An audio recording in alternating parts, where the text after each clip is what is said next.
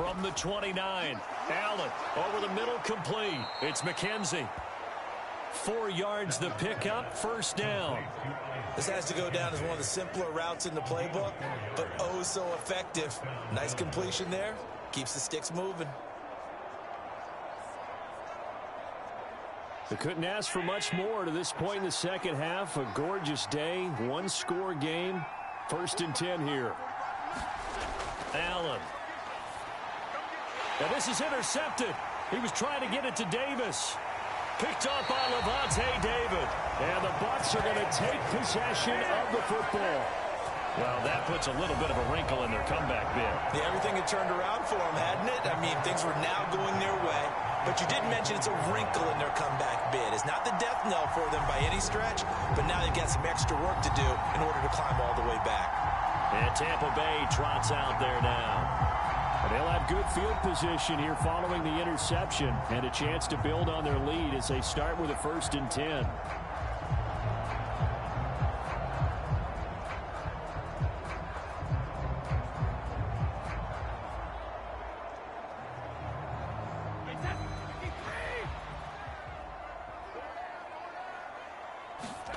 Throwing on first down is Brady.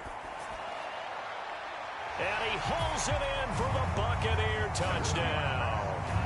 Scotty Miller, a 24-yard touchdown. And the Buccaneers are able to strike quickly to add on to their lead.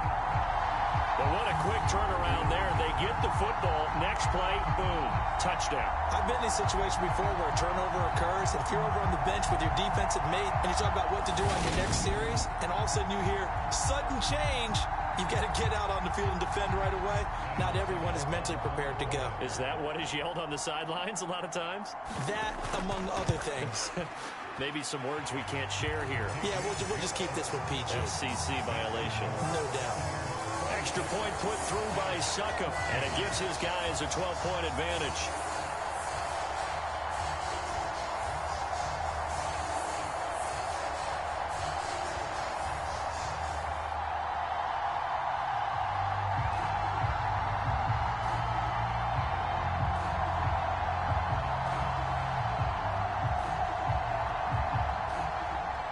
The Bucs ready for the kickoff. And here we go. It's in the air.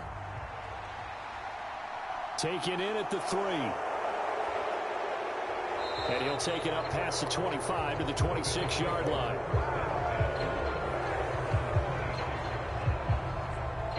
And now out come the Bills. So now, Charles, this drive maybe a touch more important, trying to erase the memory of that interception they had the last time out. Yeah, and everyone goes through this because even the best in the game, you're going to have games where it just doesn't go right for you, and interceptions result. So, frankly, to me, it's all about how you respond, not just the types of plays that you call, but how you carry yourself, how you show your team that you're still with it, and how you continue to lead. They go back to the air here after the INT on the last drive. Throw left side complete. That's McKenzie finding space at the 40. And he'll be taken down, but not before they work it across midfield. That'll wind up a gain of 27 on the catch and run. And this was a nice example of an offensive coordinator scheming his guy open. Just a little underneath route, just trying to free up some space, and it worked awfully well. Got him not just space, but plenty of room to run after the catch to pick up really nice yardage.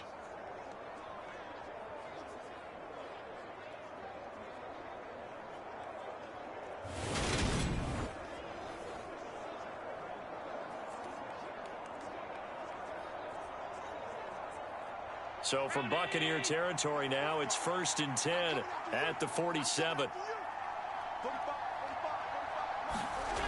Now Allen. They will find Davis. That's complete.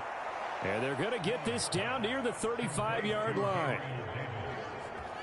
When the hitch route is run really well, that jab step off the line of scrimmage by the receiver, which is designed to back up the defender and give him a little bit of space, all you want there, get that space, catch the football, and then make a move and pick up extra yardage. And that's exactly what he got done there. Ball up to the 35 now as they come up on first and 10. On the counter, this is Singletary. Yeah, boy, this defense again really making things tough on him as they stop him for no gain. Now, they struggled to get him rolling on the ground in the first half, and that's sort of continuing here in the third quarter. Yeah, but I don't think it's time to abandon the running game. I would say keep feeding the horse, and I believe he'll eventually reward them, especially as we get deeper in the game.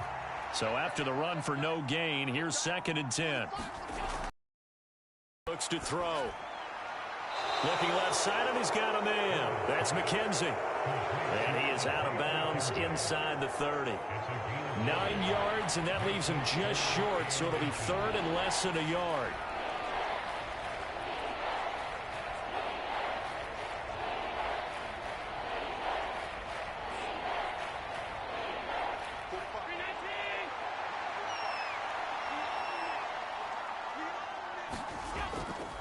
Allen going to give this one to Singletary. And he gets the first down here as he's taken down at the 24.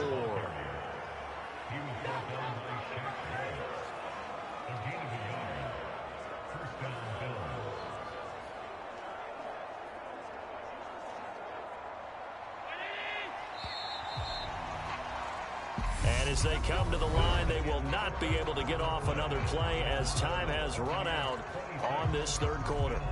You are watching the NFL on EA Sports.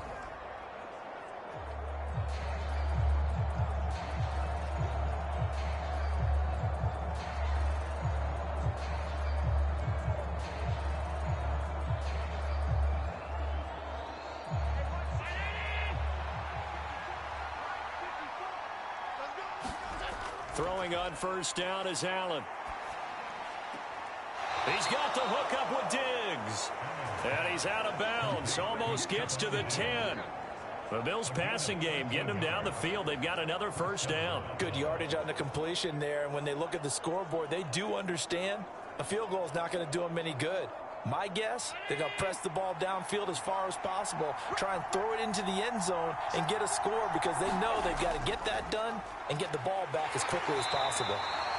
And a pickup of about 4 down inside the 10 to the 8-yard line. Well, they certainly had success throwing the ball on this drive and not as much running it as we just saw once again on that last play. Stopped after a very short gain. But I wouldn't abandon the run totally because otherwise, pass rushers just tee off on your quarterback. Makes it very, very difficult for him in that situation. To throw on 2nd and 6. Allen looking for his man on the out route, and he's got Diggs. It'll go as a gain of 4, and it makes it 3rd down and 2 yards to go. Well, it appears that they read man defense and went to the out route, and what you have to do on that one is the receiver's got to make sure he works the defender towards the middle of the field to give himself space to cut to the outside and have that ball delivered with good timing, and they got it done.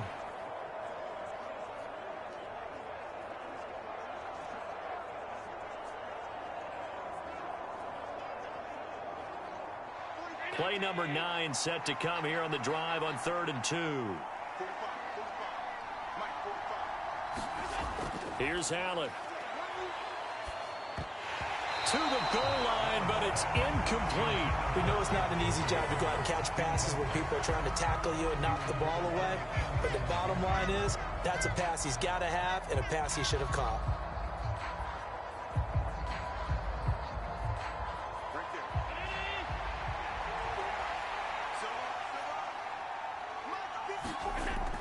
Singletary, they'll run for it. And they are going to stop him on 4th and 1 as they'll wind up going backwards. They'll get neither the touchdown nor the first down. And the Buccaneers defense holds and they get the football back. So they really needed points here in a 2-score game. Could not come away with anything there on 4th. And while we know they're a little bit discouraged here, they can't check out of this game. You and I have called a good number of games over the course of our career where we've seen these types of situations. Teams get the ball back, and that miracle does occur. So they can't let that dream go just yet. They have to get stout on defense here. Yeah, right now really hoping for a turnover.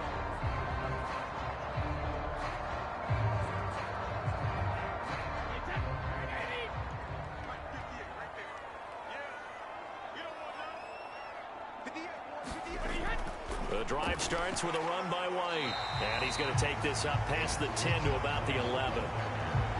5 yards on the carry. Good pickup on first down. Now, I'm guessing you'd say this is kind of the key here. Grind out some yardage, work on that clock, see if you can continue to tick it down. Definitely, you want to bleed things out at this point, right? Continue to possess the football, gain some yardage, and put the onus on the defense. Do they have to use timeouts? What are they going to do to stop you? You're taking charge. Now the throw here complete on the right sideline. And he'll get this to the 22. So they began the play at the 11, and it's a gain of 11. First down. Partner, I like that they're staying aggressive on offense because, to me, this drive is what is known as a put-away drive. You score here, that might put this one to bed. I like the fact that they're playing with confidence and not playing with fear. On 1st and 10, here's Brady. Pass incomplete. Looking for Cade Otton that time. That'll bring up 2nd down. Not sure what happened there, but he just didn't get the right read on the coverage that time. Pass wasn't where it needed to be, and that'll send them back to the drawing board. Brady's incompletion on 1st down leads to a 2nd and 10. They'll look to throw here. This one taken in by Otton. They get 6. That'll leave them with 3rd and 4. Let's not quibble about the gain there on 2nd down. That was a positive play because that was a take-what-you-can-get situation. Got out to the tight end. Now it gives them a much better opportunity to convert on 3rd down. The Bucks on 3rd down. They've converted 3 out of 5 thus far. This is 3rd and 4. Again, it's Brady. He completes it to Evans. And he is going to have the Buccaneers first down as they're able to get the 3rd down conversion. And looking to put this game on ice in the 4th quarter, but still not afraid to throw it as they show there. You want to play the game with confidence, and they have a guy who's in control right now. Their trigger guy, throwing it, they feel just as confident with him doing that as they would if they tried to run the ball and run the clock out.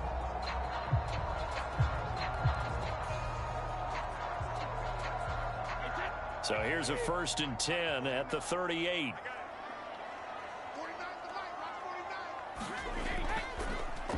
On the draw, this is Fournette. And he'll fight forward on the straight-ahead running for just a couple of yards. 2nd down. Brandon, I've got to think this offensive line has got some smiles on its faces. And I know it sounds crazy, but they practiced for this back in training camp. They knew they'd be in situations where there'd be extra defenders in the box coming after them, trying to keep them from locking down a game. Right now, they want to show the world they're up to the challenge. Brady's throw complete to Otton. Just a gain of a couple there. 3rd and 7 now. Oh, it's time to give a little credit there to the defense. They played that very well because it was a drag route, and he ran a little shallower than normal as he worked straight across the field. He was hoping he'd get lost behind the defensive line, but once he made the catch, nowhere to turn upfield and gain any yardage. Brady. And able to catch it on the left sideline, but they're going to rule him out of bounds. So it'll be incomplete, certainly one they'd like to have back as it brings up 4th down. Critical play in this football game because if they pick up the first there, that clock keeps rolling. Has to be a little frustrating for them because they know that if they pick up a 1st down there and continue to eat away at the clock, really increases their chances of closing this one out. Now they're likely going to have to give the football up and sweat it out on the sideline. Here comes the Buccaneers punter now as he'll come on to kick this one away.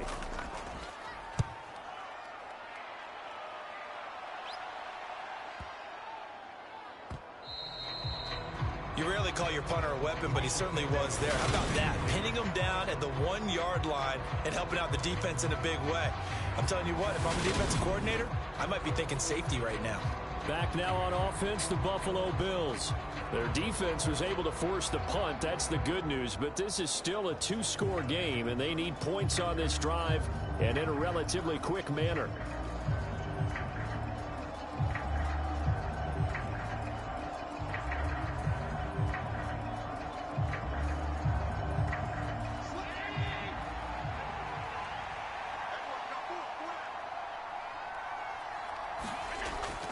On 1st down, they'll start out with Singletary. And he can only manage to get a couple. 2nd and 8 coming up. And the trend continues here in the 4th like it was in the 1st, 2nd, and 3rd. He's had nowhere to run.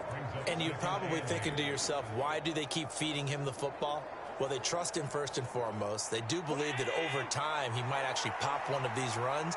But bottom line is he takes care of the ball well for them, so they'll keep handing it to him. Right back to Singletary on second down. And he's upended at the 6 as they double their room to maneuver on a pickup of 3.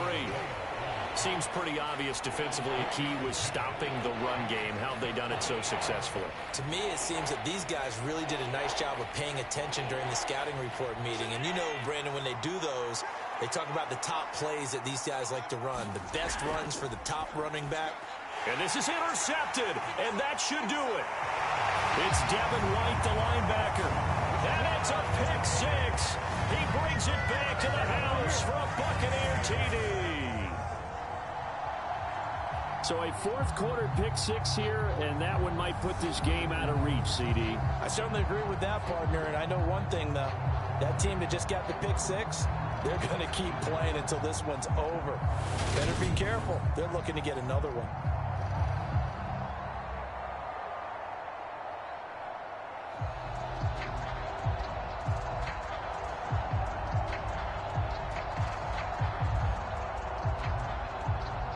Extra point try now for Succop.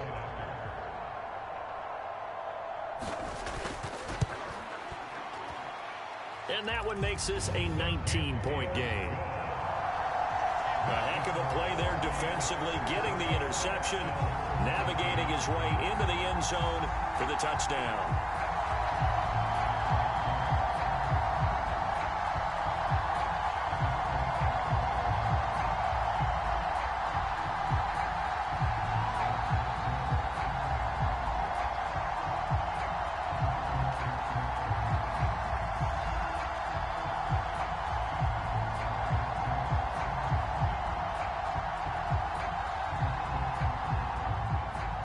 So they throw the pick 6. They'll get another shot at it now as this one's in the air. Taking it about the 1. And he takes this near the 25. Just a little pass there. Call it the 26. And now this offense comes back out onto the field.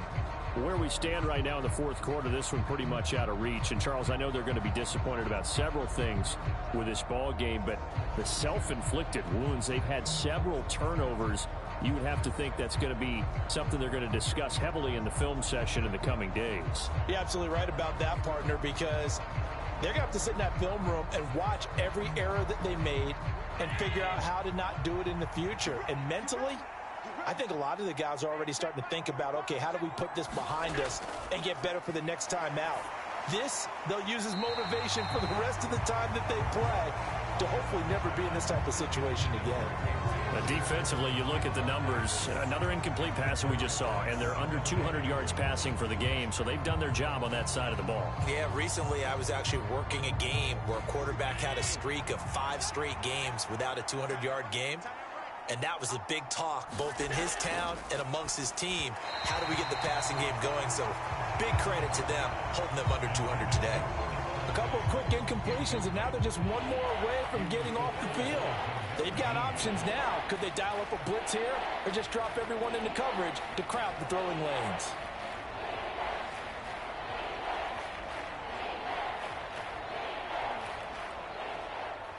Now they face a 3rd and 10 after back-to-back incompletions.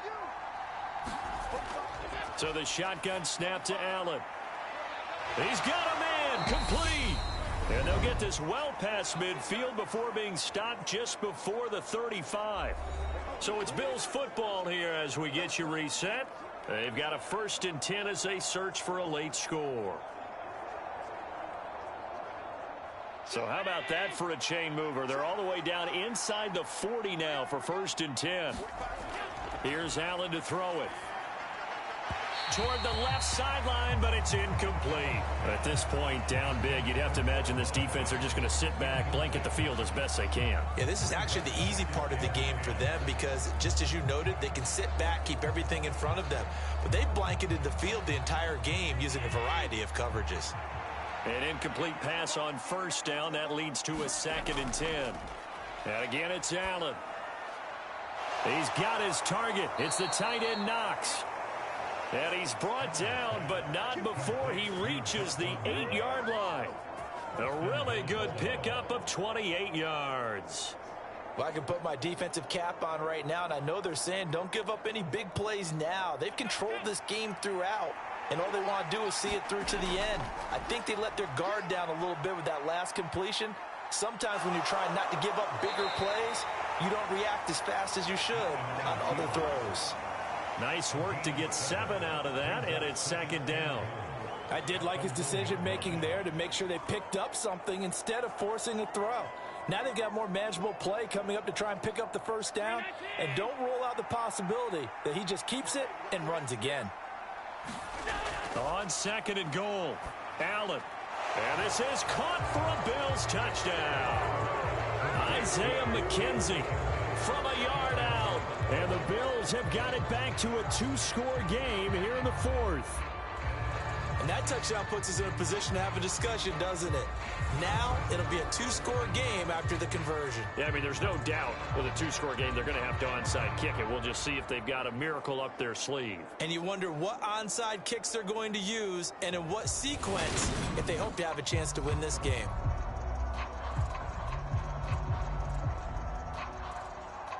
Bass on for the extra point.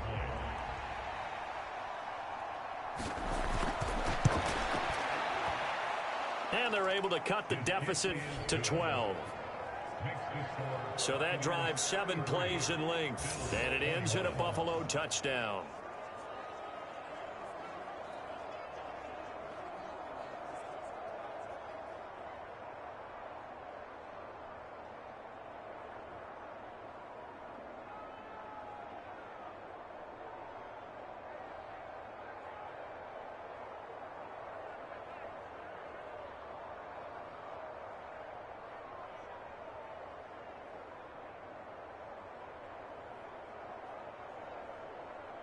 So 2 scores down. Time definitely not an ally, but here comes the onside kick. And the Buccaneers able to recover. Their hands team does its job. They knew they needed a miracle. They had to have that onside kick. They didn't get it. Well, as we knew, even before they put the toe to the leather on that one, their chances of getting that done, slim and none. And I do believe we saw Slim just leave the door, didn't we? We did indeed. I think we're down to none. Now this offense back out and set to go for their next drive. And a few kneel downs should just about do it. Now defensively they do have all 3 timeouts, but very little reason to use them at this point.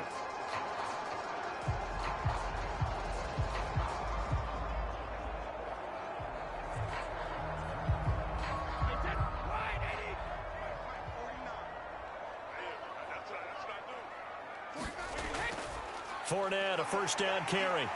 And here he'll be brought down a little shy of the 35 at the 36. Now the Bills are going to use the first of their timeouts as they'll talk things over prior to this upcoming 2nd down play.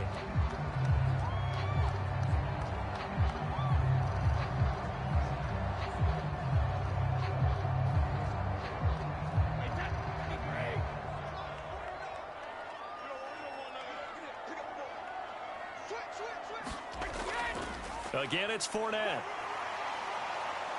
Dropped at the 35. Able to display his agility, but not much room to operate.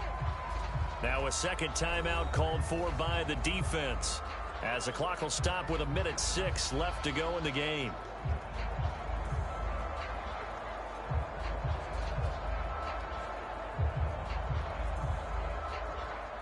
An extra defensive back here for the Bills on 3rd down. They'll try and run for it with Fournette. And he won't be close to a 1st down as he runs into a wall right around the line of scrimmage.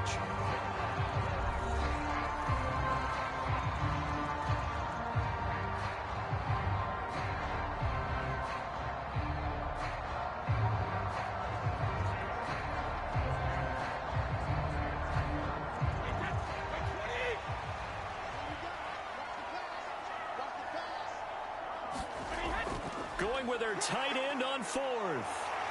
And he picks up the 1st before he's taken down at the 29.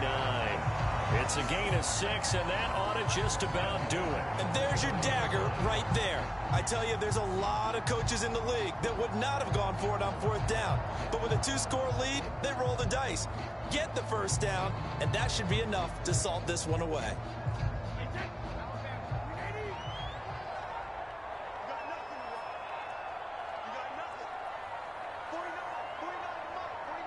Brady will take a knee here, and that should just about do it. Listen, anytime you take a knee to end a game, that means you've won it. So it doesn't matter whether it's home or on the road, but there's something a little extra special about doing it in front of your home crowd, isn't there? And the home crowd applauding. They're happy with what they've seen. Chalk this one up in the left-hand column for a win. Yeah, that's right. Head to the locker room, throw the wristbands in the crowd for the kids, your gloves, your towels. Get to share it with the home team. So time has run out on what...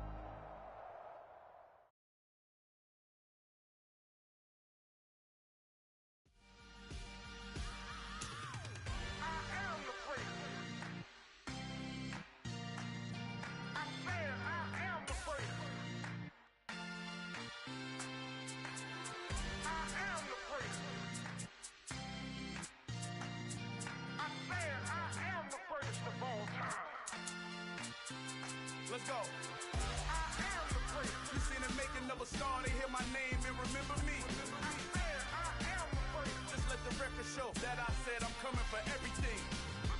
I am the great. You seen it making of a star. They hear my name and remember me. I am the greatest of all time. Said I'm coming for everything. You good, but to be great, you gotta have confidence. The next level was legend. You gotta have accomplishments. In any league, they considering me dominant. The long falls, you know the pit of defeat, bottomless. I was hungry way before I got your support. I hopped off the porch around the time that y'all got awards. Lyrical exercise, this what I call a sport. The 4th bar, brother, when I push the rock off the court. I got champion genetics. Next level. One of the best. Remember me. I am the great. You seen it making of a star. They hear my name and remember me. Remember me. I am the great. Just let the record show that I said I'm coming for everything. I am the great. You seen it making of a star. They hear my name and remember me. Remember me. I am the great. Just let the record show that I said I'm coming for everything. The chattermouths who talent don't average out. If your flow ain't nowhere near this caliber, that don't count. Competition get flattened out. Getting money like I...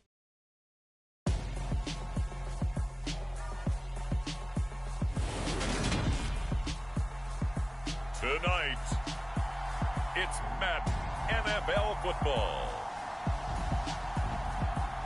It's a special prime-time edition of the NFL on EA Sports.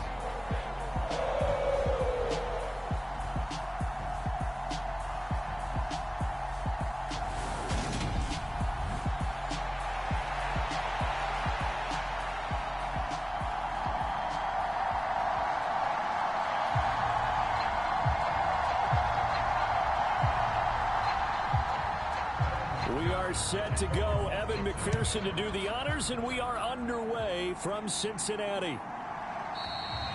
And they will elect to not bring this one out as our first drive will begin at the 25.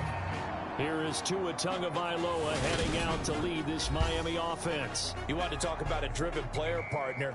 This guy is absolutely that person. He doesn't just have goals in this game. He wants to be remembered among the best to play the position, and he treats every game as an audition for that. It's a lofty goal to set for yourself, but we've seen his drive lead to some impressive games from him. Perhaps another one is in store today.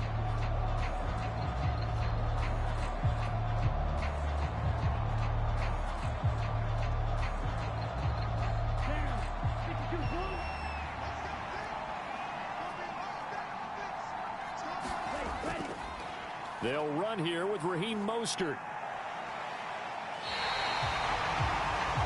It's a loss of 4 on that first play, and it's 2nd down. Ultimately, that did not work out for the offense, but they have to feel pretty good about the play overall. They were so close to having that thing pop for the yardage they needed, but instead, they actually lost yardage on that one.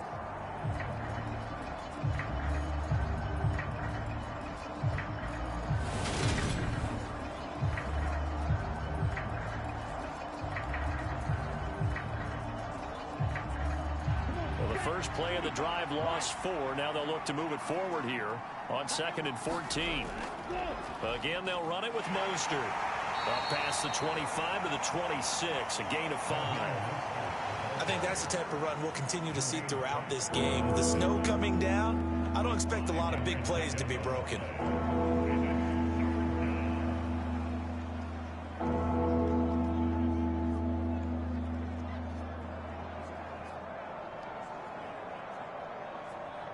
So trouble already here on their opening drive. This is 3rd and 9. Tagovailoa working out of the gun. This one complete to Jalen Waddle.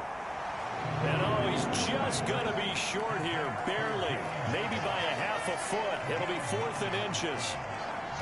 Well, it looks like they got what they wanted. They got the completion, but they weren't able to break any tackles or gain nearly enough yardage to pick up the first down.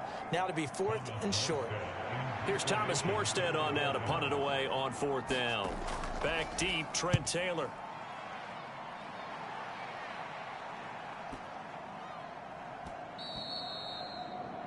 And no one there to stop it. Hits at the 8, but it carries all the way into the end zone for a touchback. Here are the Bengals on offense, and here is Joe Burrow ready to lead them at quarterback. Hey, we all love a good story, and what we like even more, guys who can fight through adversity. Joe Burrow coming out of high school, goes to Ohio State, doesn't get a chance to start, transfers to LSU, not thought to be a top prospect, ends up the #1 pick in the draft, and justifies it. Tremendous play, excellent mobility, and leadership off the charts.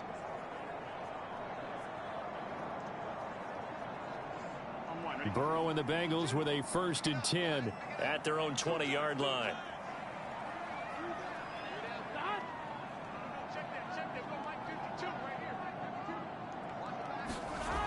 They'll try and start this drive in the air. Man open, that's Jamar Chase complete. And he'll be corralled right around the 34. First down yardage on the first play of the drive. Give him 14. I don't care who you put on him, he's going to be a handful in one-on-one throws. Yeah, right now you're right. They're in man-to-man. Maybe needs some safety help. I would say that'd be a good idea. Double team him somehow. I'm going to have to make someone else beat me rather than let him shred my defense. From the 34 now, here's 1st and 10.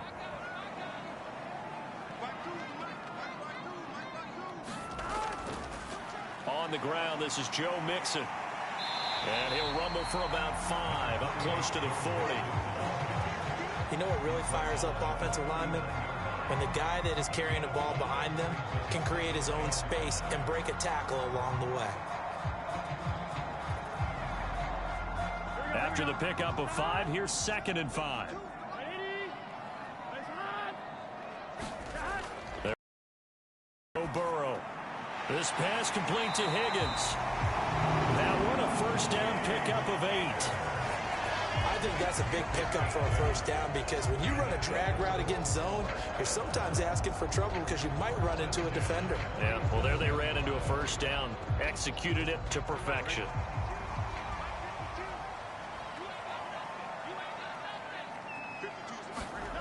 They will throw on first down with Burrow. And this one is incomplete. That's what you're going to need to do against those big receivers. You got to get in there and get physical with them. That time he got in close, got in tight, and knocked the ball away.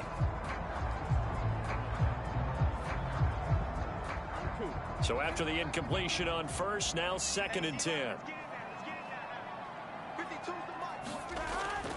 Burrow going to give this to Mixon. And he is going to be stopped cold behind the line of scrimmage. 2 yards the loss, and now 3rd and 12. That was well played there defensively. 2 tight ends in the formation, which essentially gave them 7 blockers up front. Hard to imagine with all that size and beef that they could let a tackler through, but that's exactly what happened. A loss resulted.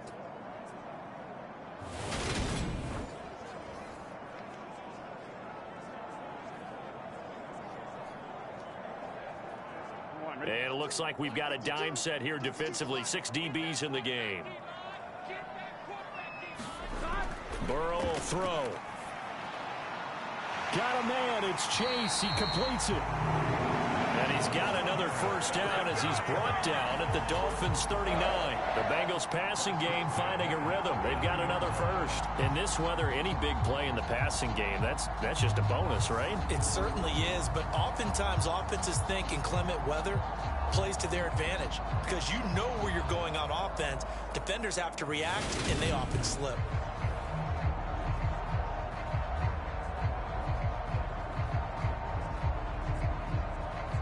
So now 1st and 10 as they've crossed into Miami territory at the 39-yard line.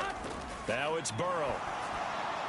And this throw a bit late as he couldn't reach back for it. Well, a momentary speed bump there with that throw, partner. The defense had other ideas, and they're trying to mount a small stand before this drive reaches the end zone.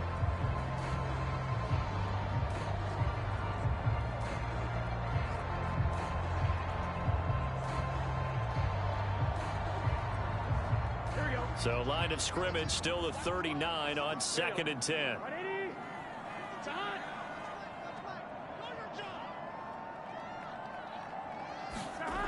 Burrow looking to pass. Throw left side complete to Chase. And he's got another first down as he's brought down at the Dolphins' 26. The Bengals passing game finding a rhythm. They've got another first. Well, that's not just his first, not his second, already his 3rd completion here on the opening drive. And I think it's safe to say that getting him the ball in this game, one of their top priorities. And a top priority for the defense has got to be finding ways to cover him. And I don't think you can have one basic coverage to get it done. You have to throw a number of coverages at him, make him think as he's running downfield, and hope you can create a little bit of havoc. 13 yards down to the 13. But one of the ways the quarterbacks keep all the receivers alive in a play, never lock in on any one guy. Make sure you keep your eyes moving, scan the field. And here he finds the open guy for a nice pickup.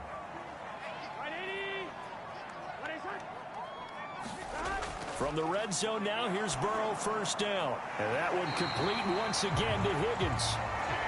And that's good for a pickup of 10 yards. And they'll be left with a second and about a foot. In so many ways, throwing the hitch route is actually one of the safer things an offense can do.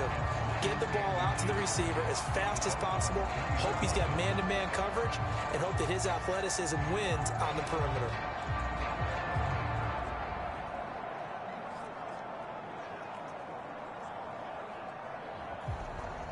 So not quite a 1st and goal just yet as they come up now 2nd and inches.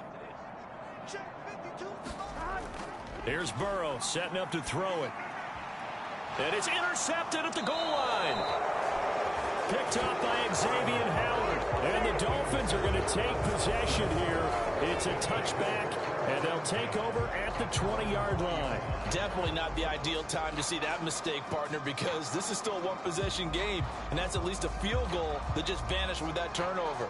Now, pressure's on defensively to prevent that pick from turning into points for the other side. So Miami coming out for their second drive. And the last drive, their first drive, 3 and out. What changes here, if anything? I think it's making sure the guys that you trust the most with the ball, the biggest playmakers you have, that they touch it on this possession to try and get things moving. So get it to the horses. Without a doubt. They're the ones that typically end up in the end zone.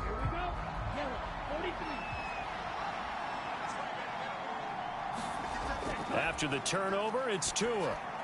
He's going to drop this underneath to Mostert. And he'll go down at the 26 following a gain of 6. It's funny, throughout the time that we've been together, when we talk with running backs about the ability to catch the ball, their eyes light up when they talk about open field and having one-on-one matchups, don't they? Yeah, they do. And that's the reason why. What we just saw, shedding those tackles, and that's what they're used to doing. It is, and it starts at the beginning of the play. One-on-one matchup if someone's trying to cover them, but they also like those one-on-ones downfield after the catch when they're running with the ball. They think they're going to win those too. From the 26, they'll line up on 2nd and 4. They'll run right side with Mostert. And he's taken down, but able to slip across the 35.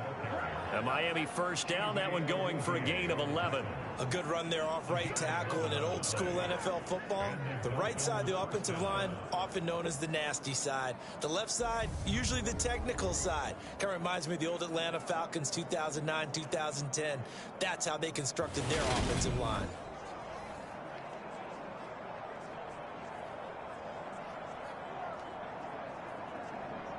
Line of scrimmage, the 37 on 1st and 10. On play action, here's Tua. This will be caught. It's Waddle. And he has a big gain inside the 40 before being dropped. That one goes for 24 yards. Brandon, there have been some memorable snow games for championships in the NFL.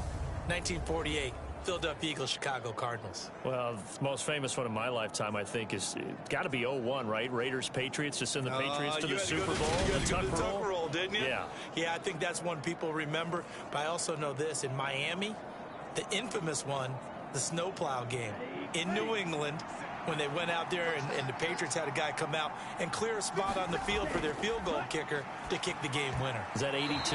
That was 82, and the Dolphins fans will never forget it. Well, we're not seeing one of those famous games here, but it's fun to be in the snow nonetheless. What will look like a march to the end zone has hit a momentary roadblock with that incompletion. No need to panic. They just got to come up with a high percentage play call and see if they can get their offense back on track. On 2nd down, Mostert. 5 yards. Now it's 3rd and 5. A quick burst there, and he nicely bit off a pretty decent gain.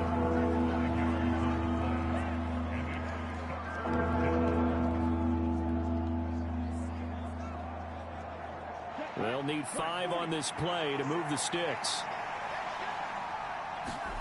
Now Tua. And that will be incomplete. They couldn't hook up on what's going to be the final play of this first quarter. We're scoreless after 1.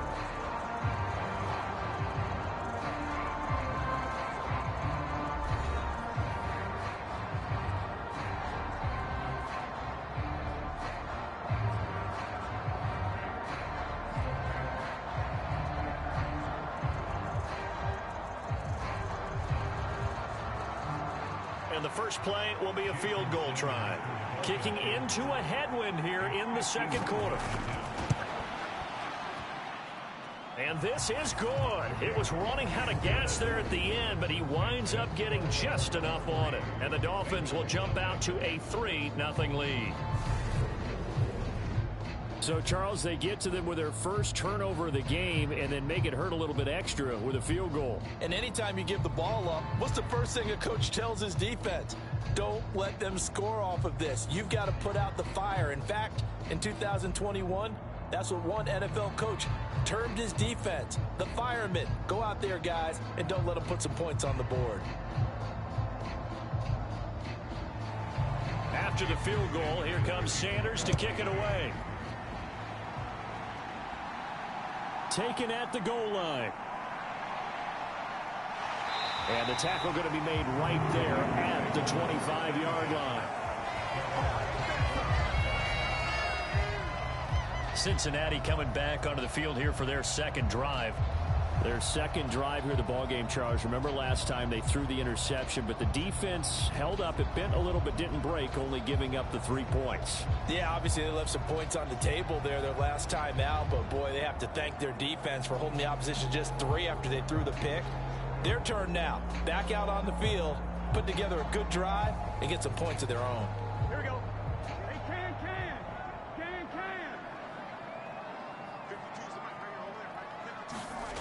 Trying to shake off the interception from the last drive. He'll look to throw. And the catch made. It's Tyler Boyd. And they get him down, but not before he takes it across the 40-yard line. That play going for 16 yards to start the drive. First down. I love that play because in the snow you think run. Big passing play there. And defenders hate it, especially in open space, because trying to come under control, break down, and make a tackle in the open field, difficult in normal conditions. In these conditions, almost impossible.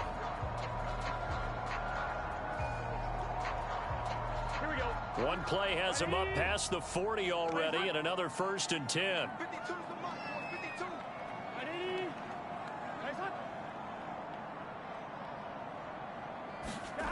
Now Burrow. And the timing a bit off that time as that one falls to the ground. That certainly appeared to be a play call where they were just trying to make 2nd down, 2nd and short. I think they thought the coverage was off a little bit more than it was. Nice job there pressing up on it and forcing the incompletion. Here now is 2nd and 10, again from the 41. Now it's Burrow. Open man is Higgins. 5 yards. Now it's 3rd and 5.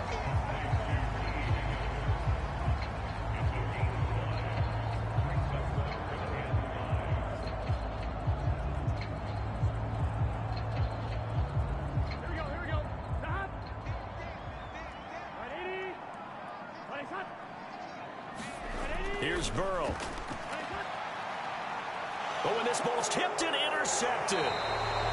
Picked up by Javon Holland. And the Dolphins are going to take possession here at their own 33. Second straight drive now here, Charles, that have ended with an interception. And I just wonder, because I don't think it's going to rattle him necessarily, but I also wonder if it's going to unnerve him a little bit. Does it lead to another one? Or does he find a way to pull it together and become sharp again? Miami's offense set and ready to go.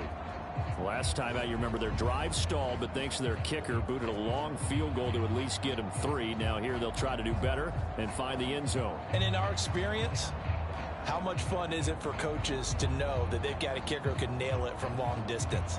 Now, the hard part is, as an offensive play caller, you don't want that in your head too much where you're relying on it, and he goes out and gets the job done for them. But I'm quite sure he would be content to just kick extra points from here on out. Yeah, absolutely no question. I think his teammates would be okay with him just kicking the extra points as well. And he'll get this one up to about the 39 here. It's a 6-yard gain on the ground, and that'll make it 2nd and 4. If you're in the offensive huddle, you're smiling after that play because you've certainly got them guessing now. 2nd and short, could they just hand it off for another big gain? Or did they take advantage of this spot to take a big shot downfield?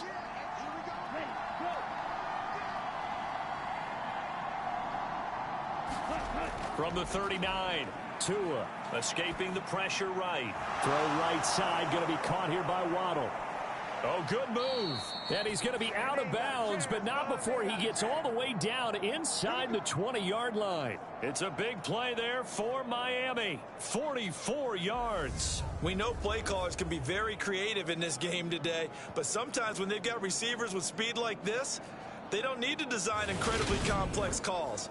Sometimes it's just get the ball in his hands and let him do his thing. In a sense, less can become more, and it was right there. So the big play means just like that, they'll operate from the red zone now on 1st down. A run with Mostert up the middle. Able to fight for about 4 yards there to the 13. Not a run that you're going to write home about, but still a good 1st down run. That's what an offense calls staying on schedule. 3 to 4 yards on 1st down, you're set up very well for the rest of the drive. Following the pickup of 4, here's 2nd and 6. They'll stay on the ground with Mostert. He's going to get 4 out of this as he's down to the 10-yard line. Back-to-back 4-yard runs. Now, look, if they just do that all the way downfield, ball ends up in the end zone, but that's a little difficult to do. Yeah, I think now 3rd and 2, that defense ready to stiffen up and stop that run. They'll come to the line, needing only 2 yards to gain the 1st here. Tua looking to throw on 3rd and 2. Nothing open downfield, so he'll throw it away. Problems on 3rd down so far in this 1st half. Relatively small sample size, but they're now 0 for 3.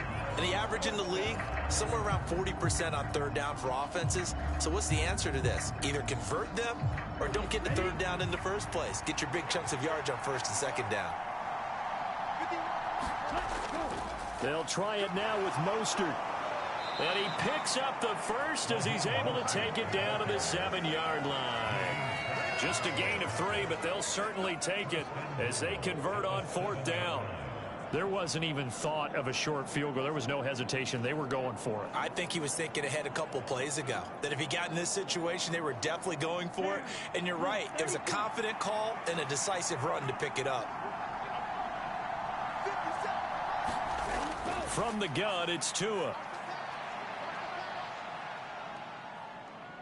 Forced out to his left. Got his man complete over the middle. It's Wilson. A lot of work to get away and outside of the pocket, but no actual yardage there on the catch. It's second down. The things got a little dicey there as soon as he exited the pocket out to the left. And he ends up throwing it for no yardage gained.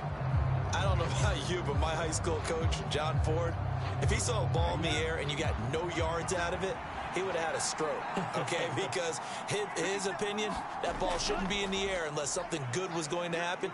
Tuck it away. Try and pick up something. And he can't find anywhere to go with it, and he goes down. Sam Hubbard, give him the credit for the sack and a loss of 14 yards. Second goal, last thing you need to do is get pushed backwards to take a sack. But he couldn't find anywhere to go with the football. Had to eat it and ended up on the ground.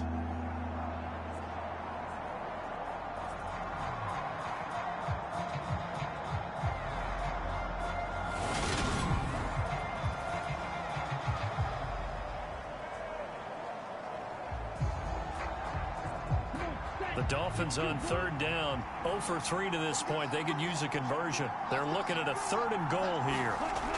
Tua sets up to pass it. That's caught. Waddle on the left side. And they're going to get this down inside the 20. That's certainly playing down in distance very well by the defense, isn't it? Take whatever you want underneath, by all means.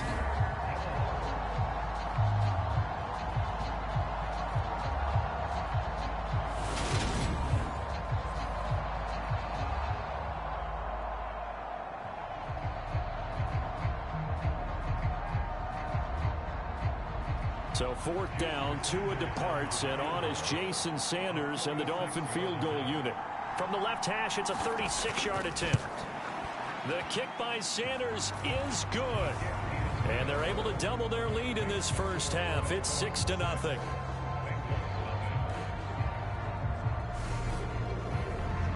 Well, they already had the early lead, and they get the interception, Charles, and now they add 3 more with the field goal. Yeah, they're in control of how this game is playing out so far. You mentioned the early lead. Now they're expanding on it, getting plays on both sides of the ball. A winning recipe if they can keep this up.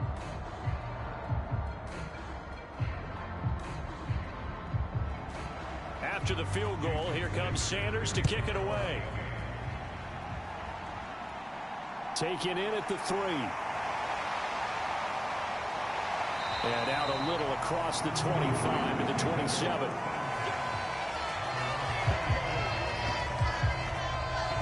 Cincinnati now ready to take the field.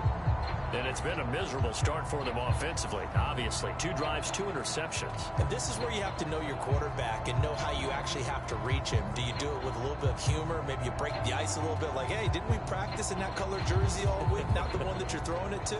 Or maybe you have to be stern with him. But whatever it's going to take to get the message, it has to be done. He's putting the game in jeopardy. Burrow going to lead up the Bengals here 1st and 10 at their own 27. Trying to shake off the interception. He'll look to throw. He's going to have the hook up here to Chase. And brought down, but not before reaching the 45-yard line. A reminder, coming up at halftime, while the two of us head for warmer areas of the press box, we'll be sending you to Orlando, where Jonathan Coachman will have highlights and analysis of this first half. The big play to start him out has him at the 45 already. They're going to look to throw. Throw left side complete. That's Boyd. And he's able to take it across midfield before going out of bounds.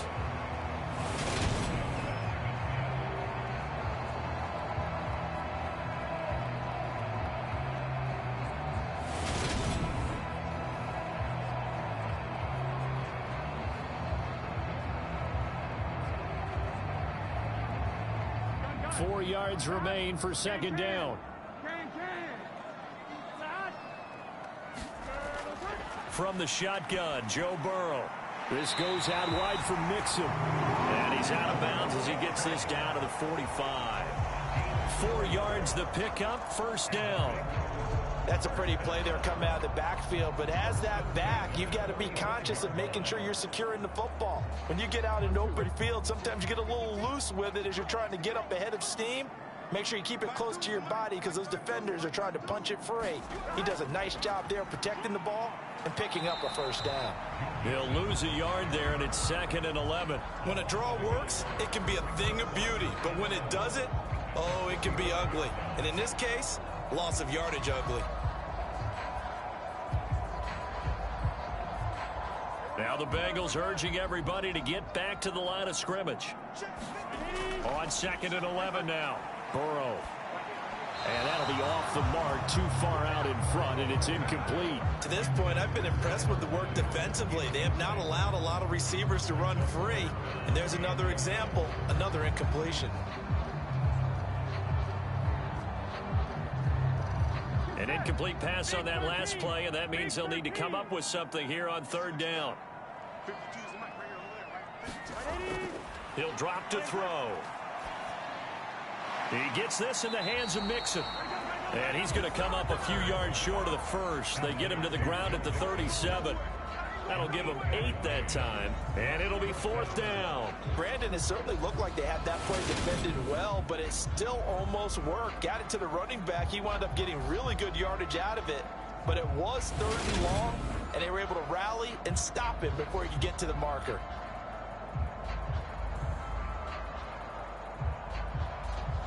So now they're going to send out the field goal unit to, as they say, fire away from long distance. This from 54 yards away. McPherson's kick is good. And they are on the board, trailing now 6-3.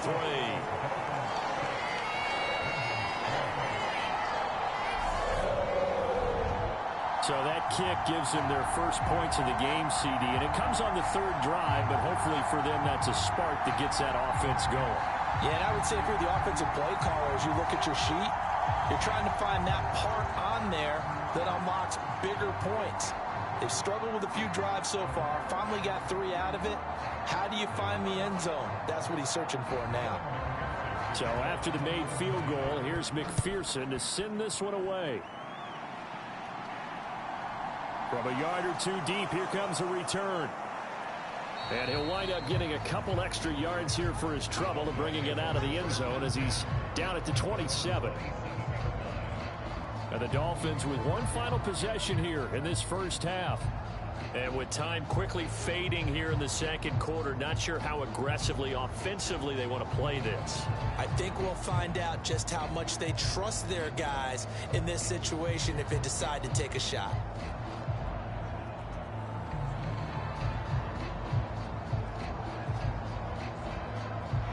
A little under 30 seconds to go. We'll see how they play it here on 1st and 10. Here's Tagovailoa to throw. He'll buy some time right. And a completion to Wilson. He'll be stopped at the 35, but not before he picks up 7 yards.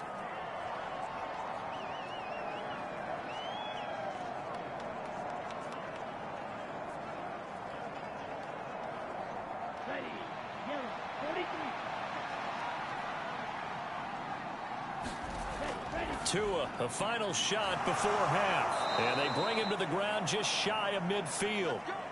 So if you like field goals, this is your game. 6-3, 3 field goals at the break.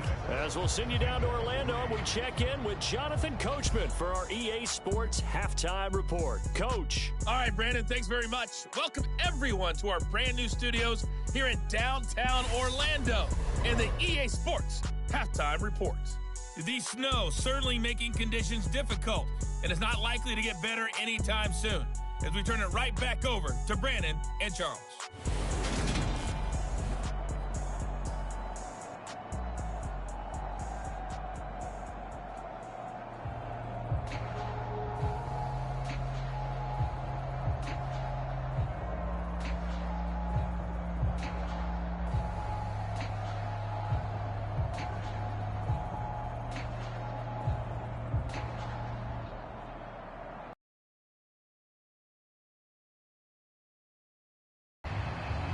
too many breaks ahead according to the radar. More snow on the horizon as we are back underway in half number 2.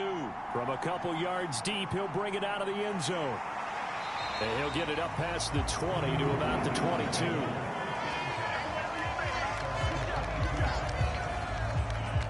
The Bengal offense now with a football first here to begin quarter number 3. Charles, it'll be interesting to see what adjustments this offense made in the locker room. Haven't really been able to get anything going offensively, virtually nothing in the ground attack either. So certainly something has to change here in quarter 3. And I'm pretty sure their friends from the defensive side of the ball told them exactly that, because those guys, the stop troops, they've been playing pretty well, and they've kept them around in this game. Now, they've got some time. The running game struggled in the first half. Opposition knows how to focus on defending the pass here. They've got to re-energize that ground game and maybe open things up for a comeback here in this half. As soon as he leaked out and began his route, someone on the defensive side broke with him and arrived just in time to separate him from another reception. So after the incompletion, 2nd and 10 from the 22.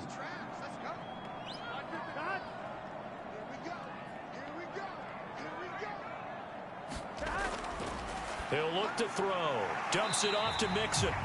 And this one will go to the 28-yard line. They get 6. That'll leave them with 3rd and 4. And just in general, Charles, on a play like that, how tough is it for the defense to account for a running back essentially being a receiver downfield? It's very difficult, especially if the running back has skills like a receiver, and you're aware of that before the game even begins. So throughout your practice sessions, you're going to want to be aware of him. Where is he lining up? What can he do? What kind of damage can he do to us downfield? And who can match up with him without weakening our overall defense? You're exactly right. It's a tough task to match up to him. That's an excellent job right there on 3rd down. Like any defense, you never want to let them get anything started, and that would have been a first down. Instead, you saw the contact on time, no penalty, and before this drive could get wings, it's 4th down.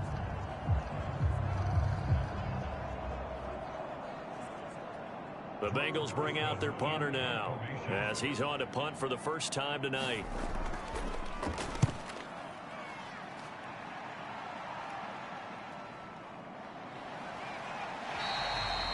51 yards on the punt there. And it'll be Dolphin football. Now we take a glance at the offense as they work their way back out for their first possession of the second half. Their defense has done the job. Now it's the offense's turn as they've got it 1st and 10.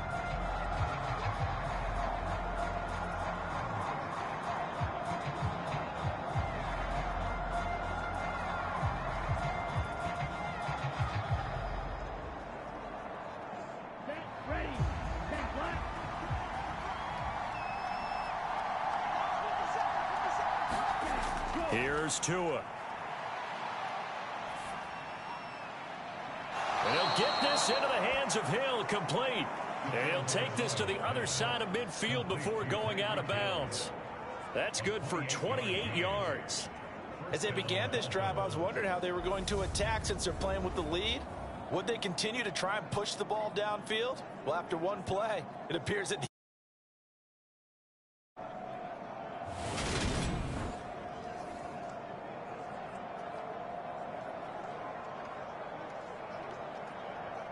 so they'll come up in Bengals territory now with a 1st and 10 at the 48-yard line. Up the middle they go with Mostert. And a 5-yard gain gets him to the 42. Oh, that was a thing of beauty right there. Look at how quick those blockers fired off the line once the ball was snapped. That was an O-line on a mission, all in sync, and the defense is lucky that play only picked up 5 yards. The first down run got 5. Here's 2nd and 5.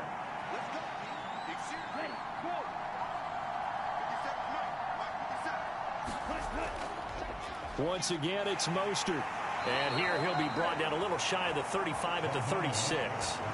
46 yards rushing for him now on what was his 10th carry of the ball game. Well, you certainly have to give a little credit here because they're playing this game now at their pace. This is ball control football, sustained runs, taking their time and making it work. On 1st and 10, it's Mostert. And he'll have a gain of 3 to the 33. You know that old expression, it's not my night? It hasn't been his so far. I don't know if the legs are a little bit heavy. Sometimes having to hang out all day and play doesn't exactly play to your advantage, but it's been a tough go for him. And every time he looks up, somebody's there defensively. That was the same case on that play. Now a give to Mostert running right. Down to the 30 after a gain of 3. Just not a whole lot of room to operate there on that carry. No, not at all. They did a really nice job staying in their proper places and not allowing any lanes to open up.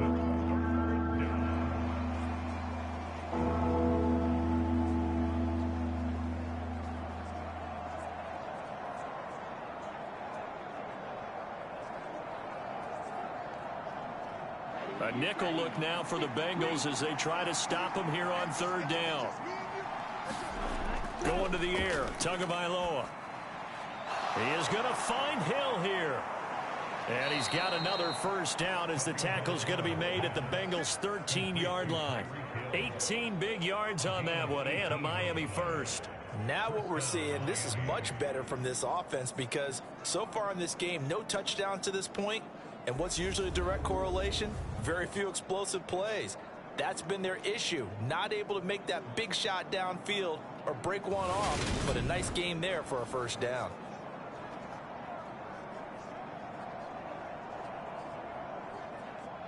From the 13 now, they work on 1st and 10.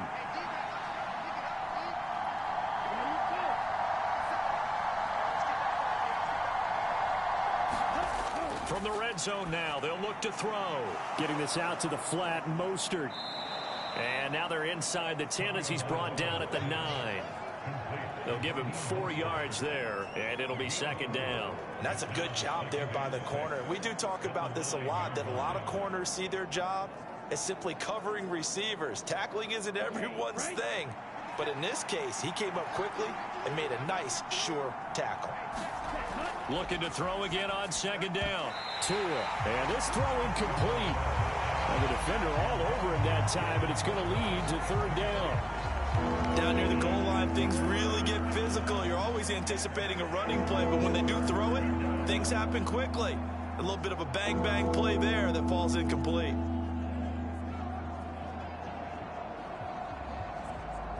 And they'll be in search of 6 yards here on 3rd down. This is now the 9th play of the drive. Tua to throw again.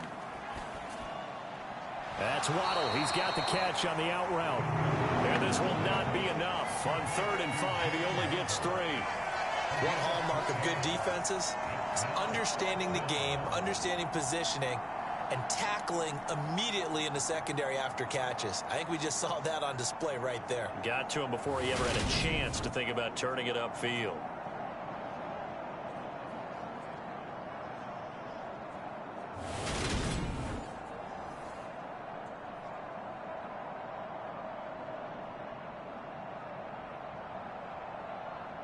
So 4th down, Tua departs, and on is Jason Sanders and the Dolphin field goal unit.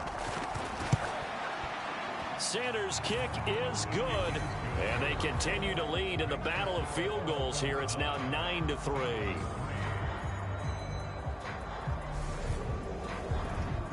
So it was a 3-point lead at halftime, and they doubled that with a field goal here. And I think defensively, you've got to be okay with that because you've kept this game within a touchdown. Your hope is that you've inspired your offense to put a drive together, get in the end zone themselves, and hopefully get you the lead.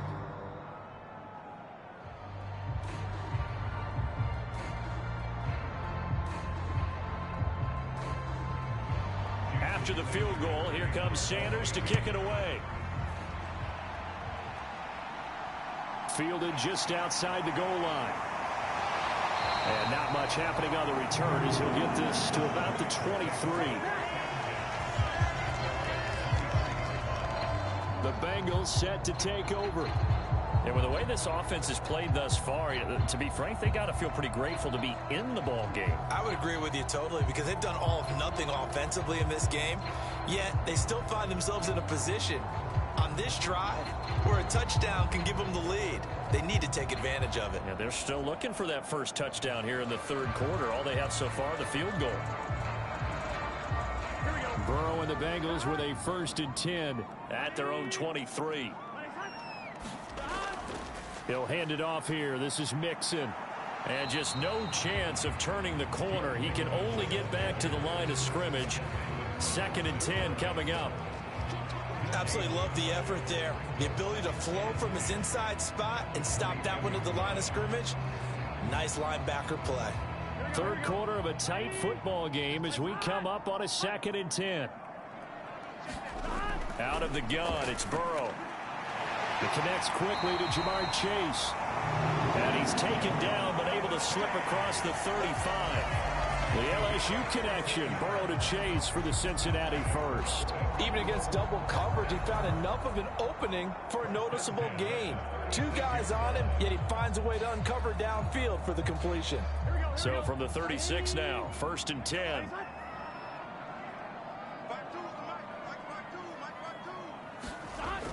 Back to throw. He'll find his running back, Joe Mixon. So the completion good for just 3. And it'll be 2nd down. And we see another pitch and catch there to the running back. This position just continues to evolve. They become just as critical to the passing attack as a lot of receivers, tight ends, because their ability to make people miss in the open field can really generate big plays for an offense. Here we go.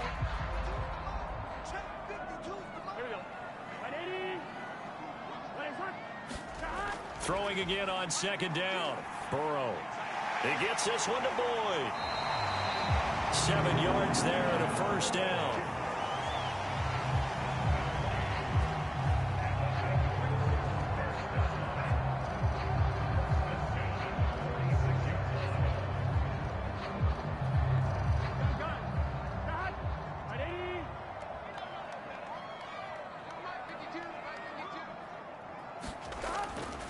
Inside handoff to Mixon. And he's going to take this ahead for right around 3 yards, but no more than that. 2nd down. I have to think a major focus of the halftime meetings had to be figuring out how to create space for the running game to get operating. Well, what you pointed out to me at half seems accurate. That line has struggled to sustain blocks. Yeah, I would agree with that totally. They've got to focus on staying on their double teams at the 1st level, make sure that block's secure before they slide off and try and chip someone at the 2nd level. And he'll take it down shy of the 45 at the 46. I'd say they've got to find a way to get him going. He's such a big part of their offense. I wonder if they might throw it a little and come back to the run. Anything, because you're right. He's pretty much been completely neutralized.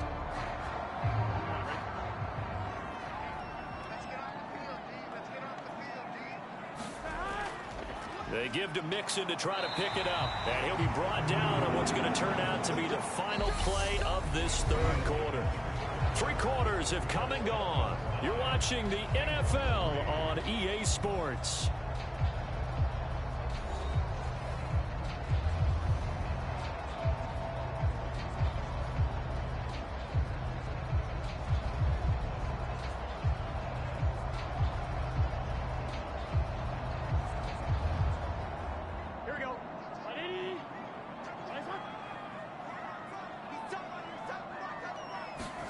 And now they will throw it with Burrow. Toward the center of the field, but it's incomplete. This could be the start of a nice stand from this defense now after getting walked backwards on this drive. Come through with another one here, and you have them staring at a 3rd and long, and that puts the defense in a position to dictate to the offense. Here we go. After the incomplete pass, here now is 2nd and 10.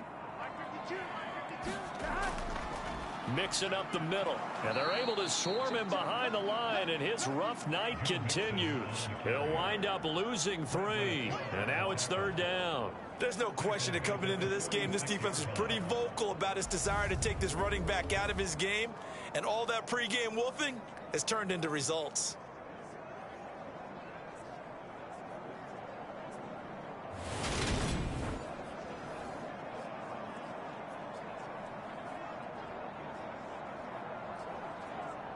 And the Bengals on 3rd down, 2 for 5 to this point. This is going to be 3rd and 13. They're passing here, Joe Burrow. And incomplete on the deep ball.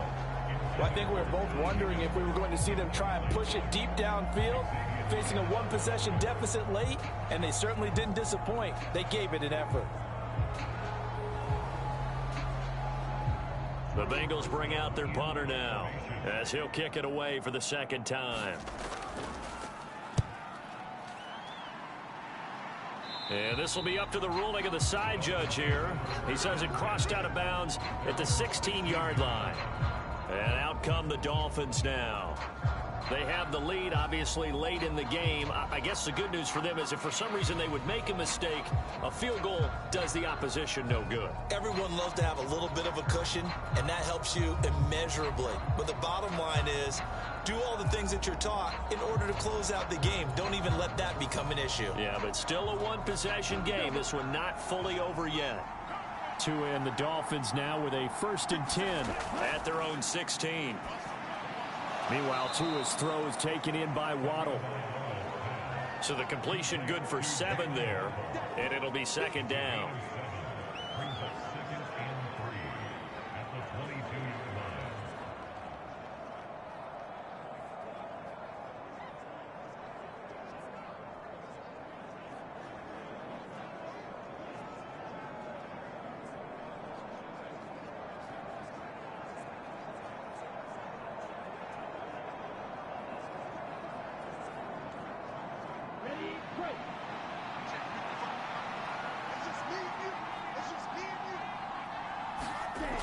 Looking to pass. Tua.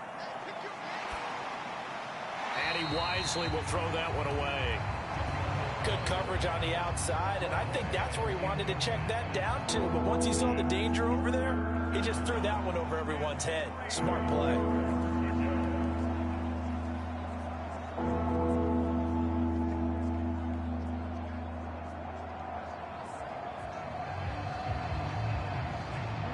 So the incomplete pass on the last play, and that leads us to a 3rd and 3. Tua going to throw. Oh, it's tipped, but he still makes the adjustment. And he'll be taken down, but not before they work it across midfield. A big 30-yard play on 3rd. Oftentimes now, offenses aren't nearly as precise as days gone by. They just tell receivers, find an open patch of grass and let the quarterback find you. And that's exactly what they did on that play. First with the pass through the air, nice chunk of yardage there, and then additional pickup with his legs after the catch. So the line of scrimmage moves all the way across the 50 now as they come up 1st and 10. Tua setting up shop to throw again. And that's going to be incomplete. Too tough to hold on to that one. It's 2nd down. This has certainly been a physical game so far. Limited scoring opportunities for both sides. And there's another chance that goes unfulfilled. So now 2nd and 10 after the incompletion on 1st down. Throwing now is Tagovailoa. And, he's unable to hold on to that defensively. A potential game changer, but it falls incomplete. Trying to get their tight end involved finally. That's the first time that they've looked his way. He's kind of been a forgotten man in this offensive scheme. Yeah, it didn't look his way at all in the first half, and I'll bet you the offense coordinator made a note at the half and said, let's get him involved because he could be a big-time playmaker for us. Throwing is Tagovailoa on 3rd down here. That's complete to Mostert out of the backfield. So that'll be no better than an incompletion, and that's going to make it 4th down. As a defense, you're more balanced when you're in zone coverage because you're able to keep your eyes on the quarterback and see the play develop in front of you. You're able to keep the quick pass in front of them and stop it right at the line of scrimmage.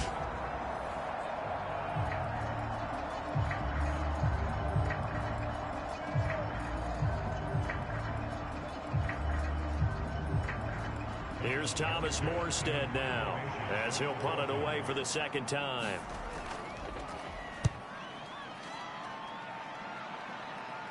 Out of bounds as he appeared to be looking for the corner. He got it. They're going to mark this at the 4-yard line. You hate to give the ball away here in the 4th quarter while you're just holding a slim lead, but that punt, absolutely ideal. They pin them inside the 5-yard line. They give their defense a really nice opportunity.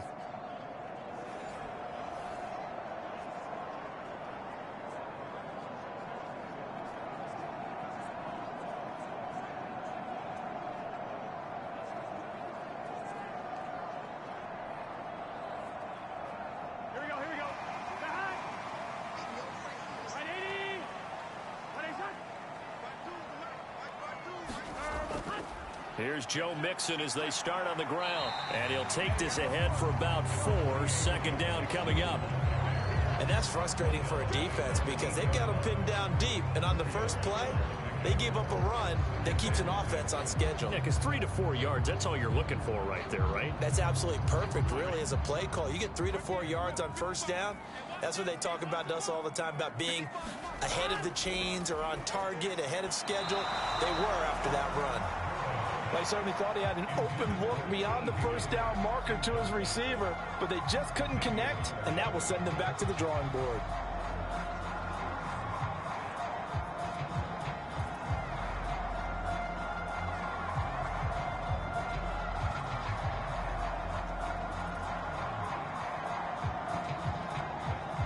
So after the second down incompletion, they'll come up now against a 3rd and 6. Now it's Burrow. And that's going to be incomplete. The contact there enough to jar that ball free, and it brings up 4th down. Oh, I thought he had that one, and that was nearly a big 3rd down conversion to give this drive some life. Instead, they're on the spot and help separate the receiver from the ball.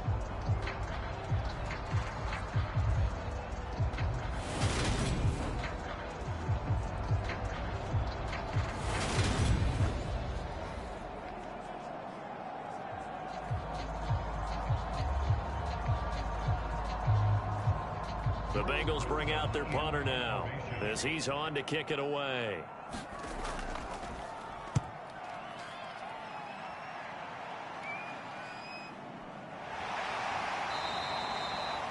Just a 2-yard return there following a punt of 48. And out will come the offense as they take over. Miami set to take over. They're holding on right now to that slim advantage in a 1-score game. And you hear a lot about 2-minute offense and 4-minute offense. Obviously, the 4-minute offense applies here. How do they run that effectively? Yeah, really what the 4-minute offense is you're just trying to grind the clock. So you want consistent gains, steady gains. Doesn't have to be big plays, but it has to be plays that gets first downs and keeps the ball away from your opponent. But certainly throwing the ball is in the mix here. It certainly is. Just make sure that you're careful with it. And again, get those first downs, keep possession of the football. And a lane slow and materializing there as he'll get maybe a yard up to the 45. And when do they start thinking about burning these timeouts? They've got all 3 still defensively. To me, you have to start right now. Here's the time, and that means you've got to stop them on defense, not give up the yardage, use your timeouts in order to get the ball back and try and score yourself. But now is the time to start using those timeouts. And keep in mind, it'll also stop the clock at the 2-minute warning. And he takes this one down almost all the way to the 30. 23 yards the pickup there. This is something you got to be wary of defensively. I mean, just because they're in the mode of trying to burn some clock doesn't mean they won't pass it, and they got good yardage out of that one. Yeah, and really, when you're looking at it, now they've got a fresh set of downs. Look for second down. If they want to take another shot and try and loosen things up, that'd be the time to do it. From the 32 now, here's 1st and 10.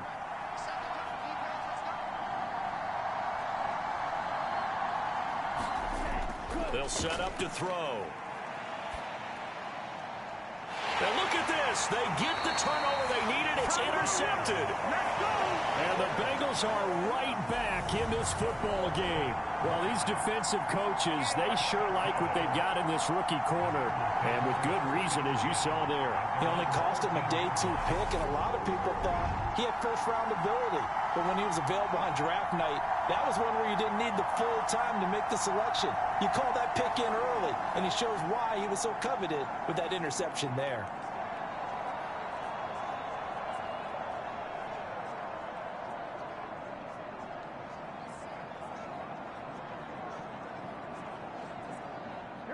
Burrow going to lead up the Bengals here, 1st and 10 at their own 13.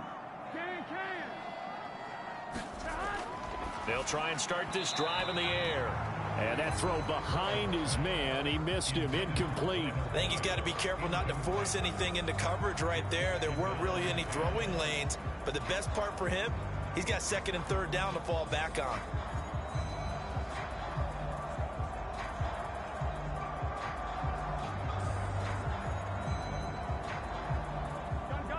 An incomplete pass on first down. That leads to a 2nd and 10. Burrow will throw. To Mixon on the check down. And he's brought down, but not before they get it across the 20-yard line. 10 yards there on a Bengal first. And here we are in the 4th quarter, partner, and watch them drive for what would be a go-ahead touchdown. And you and I both know this is where you need a quarterback who can keep his cool back there. Not just for himself, but to keep the rest of the team relaxed too. On 1st and 10, Joe Burrow. Pass thrown right back to Joe Mixon. And they work this well upfield across the 45. 25 yards there on the catch and run.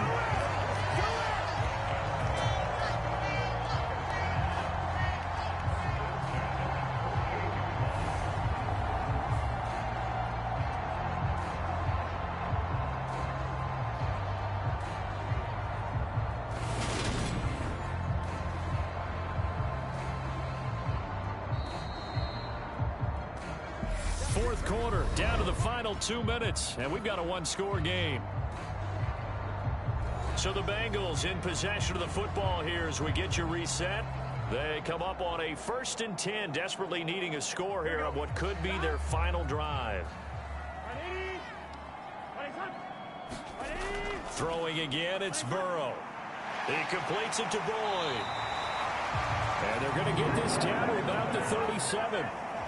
I tell you, it has not been his best day throwing the football. He really needs to piece something together here. All will be forgiven if he leads them into the end zone.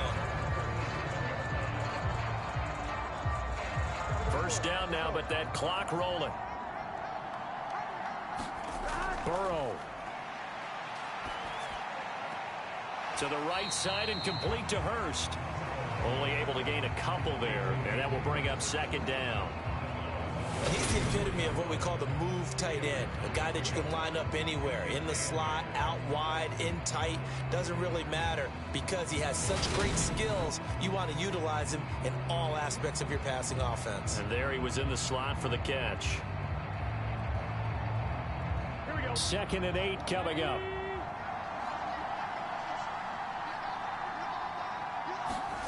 To throw, Burrow. Throw right side, pulled in by Higgins. And he's got another first down as he's brought down at the Dolphins' 24-yard line. Give him 10 yards there as this offense is on a roll. This drive continues to plunge forward. Okay, there's 3 timeouts left, right? Think you got to use one here, don't you? No doubt about it. I'd use one right here. First down now, but the clock continues to move. Burrow. Over the middle, that's caught by Chase. And they're going to get this down to about the 17-yard line here. It drives some people crazy to see those short throws underneath. They've got to find a way to gash the defense downfield. And Burrow's saying, let's go, let's go. Now Burrow. Quick hitter here, it's complete. And the Bengals are going to be set up with a 1st and goal on a pass play that moves them all the way down to the 1. Now a timeout called for by the offense as they'll stop it with a little over 30 ticks to go in the football game.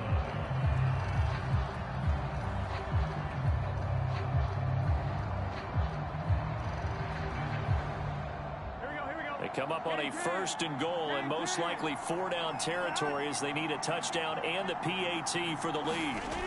Here's Burrow. And that is caught. Touchdown. And they're an extra point away from taking the lead here in the final minute. They got the dramatic score to tie the game here late 4th quarter. Now all eyes resting on the foot of one man. Yeah, no doubt about it. And your brother called me before the game. That's his guy in fantasy. He needs this one badly.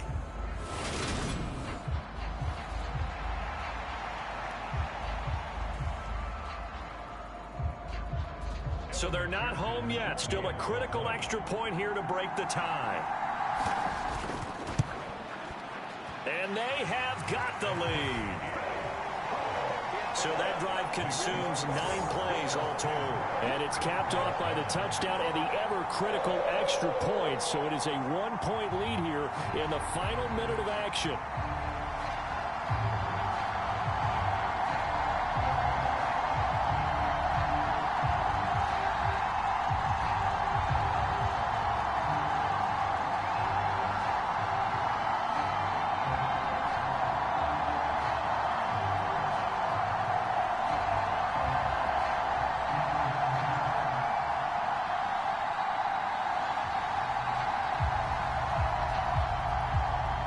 After the touchdown, McPherson on to kick this one away. Fielded right around the 8. And they will wrangle him down a couple yards shy of the 30.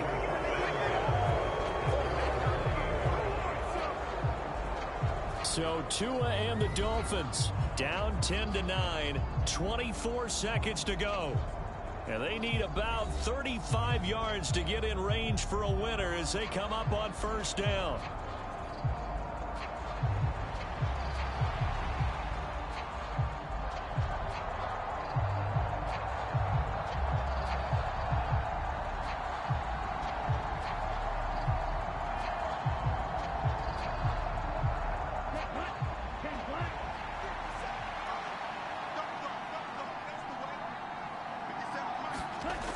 Tua. And he can't get a throw away. He's taken down. Now the Dolphins going to burn the first of their timeouts as they get it with just 19 seconds left on the clock.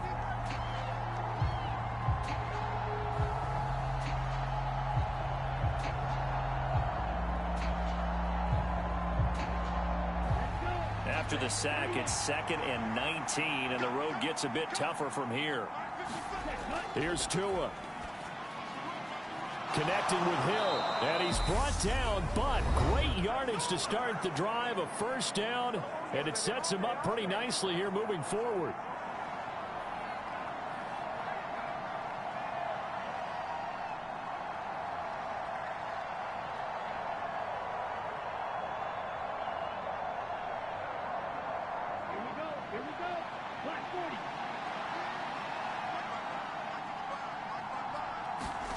Tagovailoa. He's going to let it fly. And it is incomplete. Good positioning there downfield to break that one up.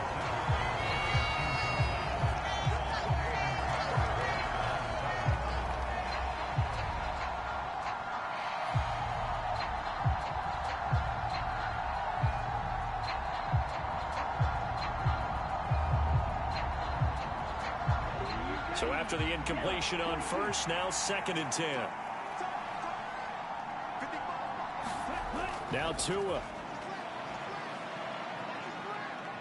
Now a desperation throw deep downfield. And it's intercepted at the goal line. Picked off by Von Bell. And the Bengals are going to hang on the final play. They get the turnover to seal this football game. Well, obviously, Charles, this was by no means an offensive track meet. I mean, the defenses were the story in this ball game. But, hey, they got enough points to get the job done. And at the end of the day, that's all that matters. You're absolutely right about that, partner. In such a low-scoring game, it completely changed. I come alive in the dark, and I keep getting stronger. My limit's the sky. I do the impossible, impossible. Shine if I want to. I win every time if I want to. The world mine if I want to. Make the world mine cause I want to. I'll pull the sword out the border, walk a floor full of cobras. Go to war with you all, we can brawl toe to toe. I can tighten loops in my lace and make lightning lose in a race. I make fire cool and come back from the triangle in Bermuda. I can suit up, live in the moon up, working and outsmarting computers. I can outswim all the tuna, and that's without a scuba. So in the laws of nature, I'm breaking the rules. Only thing I'm bad at is being a loser. I can make time traveling a surprise. Make graveyards feel alive. Break the immortal down to his demise. Look up and beam to the stars so you can turn off the lights. I come alive in the dark, and I keep getting stronger. Tonight I hunt with the pride. You can't take my pride away. I can sing with the birds and the trees in the morning, or roll like the storms way over the ocean. My limit's the sky. I do the impossible, impossible. Shine if I want to. I win every time if I want to. The world mine if I want to. Make the world mine cause I want to. Even on the days when I'm late as ever, my timing is right. Even in the darkest moments, stay close, I'm that shine of the light. I can make an earthquake nervous, I can make the sun wear a visor. I can make a wise owl see me as a daily advisor. I'm that cool shade, peaceful night, and still my breath is a storm. clap when I perform. It's just that in the laws of nature, I'm breaking the rules.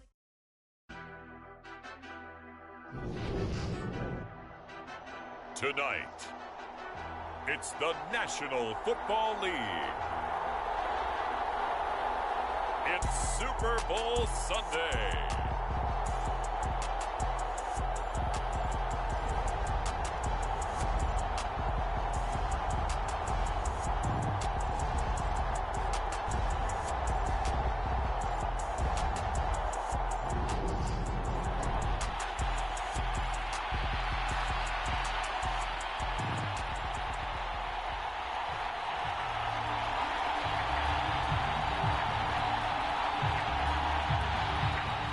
The stage is finally set, and here we go. Super Bowl 57 is underway. Fielded just outside the goal line.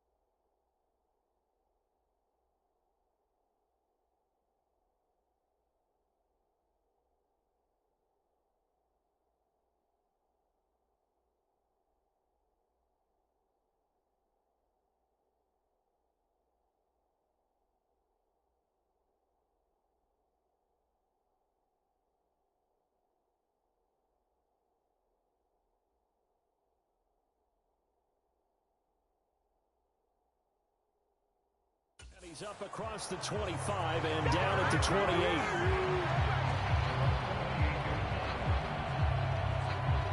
Tampa Bay coming out along with a man who needs no introduction, the great Tom Brady. And just think, we thought we had seen the final chapter of Tom Brady's historic career when he retired during the offseason, but there was a voice inside of him that said, you've got unfinished business. And he certainly did. Here he is now in his 11th Super Bowl appearance. And if this is going to be it for him, the Super Bowl is the only place a career like his should end.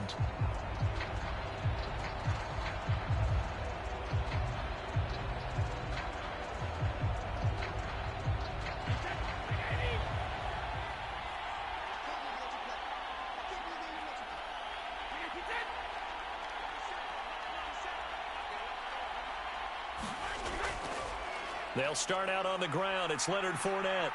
And they'll wind up getting this to the 37. Gain of 9. Someone's looking fresh, and this O-line is definitely licking their chops. Everyone likes to run block. If you're an offensive lineman, nice early burst, nice gain, too. The last run got 9. That leaves him with 2nd and a yard. A first carry for Rachaad White. And he'll bring it up here to right at the 40-yard line. They'll get 3 as the drive continues. It's a first down. 2nd and 1 is often an invitation to take the big shot downfield. I bet the offensive lineman said, are you kidding? We just get on our backs and let's go get the first down. They love being physical.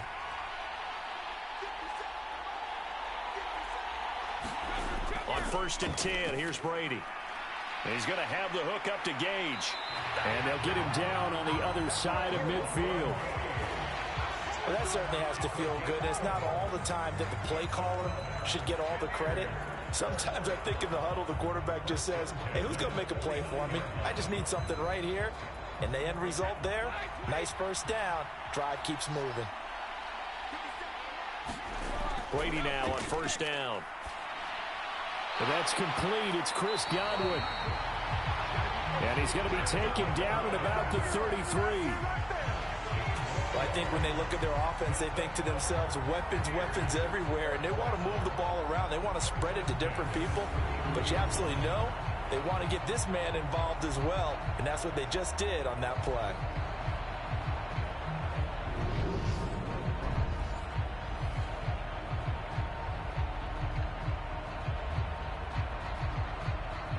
So they'll come up 1st and 10 now from the 33.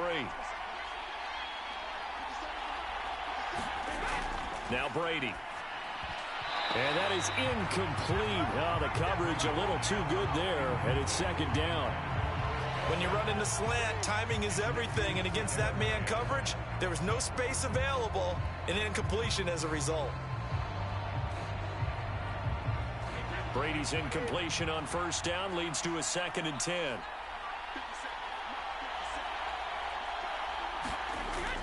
Again, he'll drop to throw. They'll swing this out to Fournette. And he'll be taken down here just shy of the 30. And they're getting him involved early. You feel like they saw something on tape, or they just have a sense with him because he's had a good week of practice or something in that area that they want him involved. Just as you said, they want him to touch it either in the running game or the passing game, but they must like the matchups they're getting. Brady to throw again. He'll find Fournette again here. And they will rally and stop him short of the first down. They get him to the ground at the 26. 5 yards, not enough, and it'll be 4th down. We can make this one pretty simple. Locked up all of his progressions downfield, forced to get it to his running back. But how about the way they ran to the football and knocked him down to force a 4th down?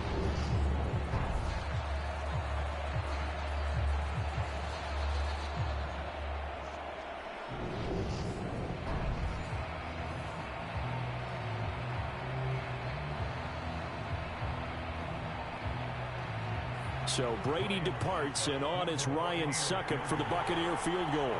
From the left hash mark, this a 43-yard attempt. Succop's kick is good. And the Bucs take a 3-0 lead.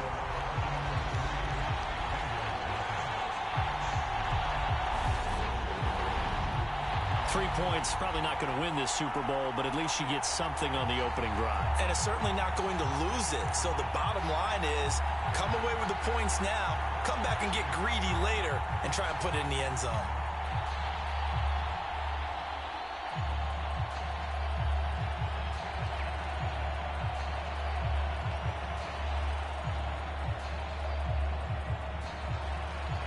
The Bucs ready for the kickoff. And here we go. It's in the air. Fields it right around the goal line. And he will make it to the 20-yard line and no further.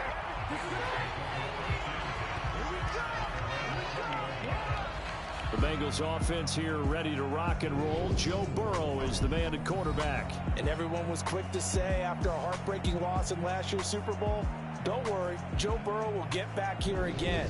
But we all knew that was no guarantee, yet he's lived up to it 1 year later. Here he is leading the Bengals back for a shot at redemption in his second Super Bowl appearance.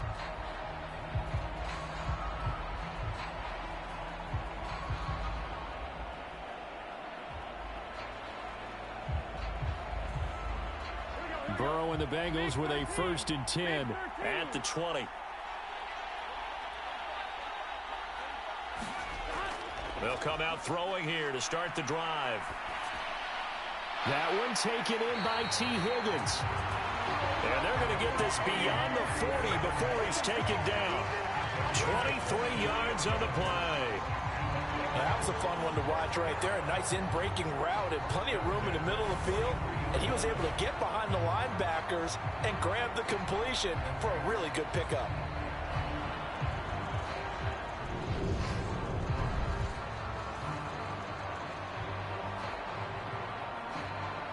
One play has him up past the 40 already, and another 1st and 10.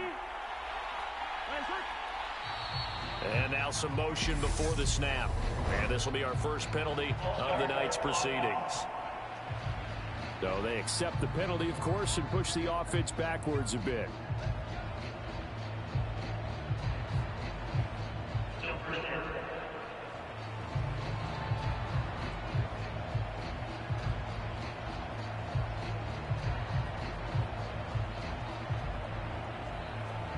A false start backs him up 5, 1st and 15. Here's Burrow. That's caught over the middle by Hurst. And this will be stopped at the 44. That one good for 7 yards. Now that's staying ahead of the chains. Really good pickup on 1st down, hitting the tight end there. Now it brings up a 2nd and manageable. Just found a hole in that zone. 2nd down and 8. A first carry here for Joe Mixon. And he'll be taken down just shy of midfield. Call it a gain of 5 that time, and they'll be left with a 3rd and about 4. Not a ton of room available on that one, but he made use of what space was available and gained decent yardage. In need of a conversion on 3rd down. They had the big play to start the drive. Not much sense. Burrow looking to pass. And the catch made. It's Tyler Boyd. And this is going to lead to another 1st down as the tackle's made at the Bucs' 41-yard line. They picked up 5 yards last time. Now they double it and get 10 here. 1 quarter done, 3 more to play here in Super Bowl 57. 3-0 is our score. You're watching the NFL on EA Sports.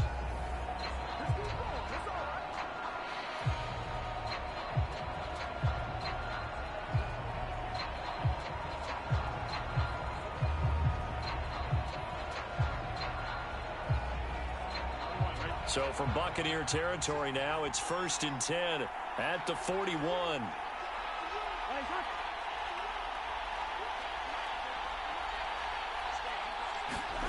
From the shotgun, it's Burrow. He's got his big tight end. That's Hurst. And they're going to get this down near the 35-yard line. They gave up the completion there, but this is what zone defenses count on. Catching the ball and not much run after the catch. From the 35, back to work on 2nd and 4. Now it's Burrow. Man open, that's Jamar Chase complete. And this is going to lead to another first down as the tackle's made at the Bucs' 25-yard line. Give them 10 yards there as this offense is on a roll. This drive continues to plunge forward. Their first possession of the game, and they're already going after double coverage. That's a nice completion that can set the tone for things to come if they're able to keep finding ways to beat what the defense is throwing at them. They look like they're confident that they can get it done. Now Burrow loses the football, and it's picked up by the Buccaneers. He's at the 40, past the 20, and he returns it to the end zone. A fumble recovery touchdown for the Bucs. And what we just saw, very, very rare. We only had 5 of those in the first 50 Super Bowls. The biggest stage, the biggest game, and we just saw it happen again. Extraordinary. The defense has been good, and they were good again there.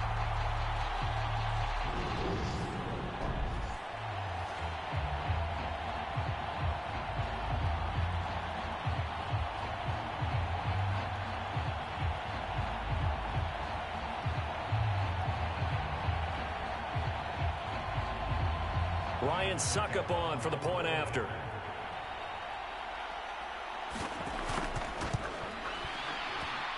It's up and good, and that'll increase their lead to 10-zip.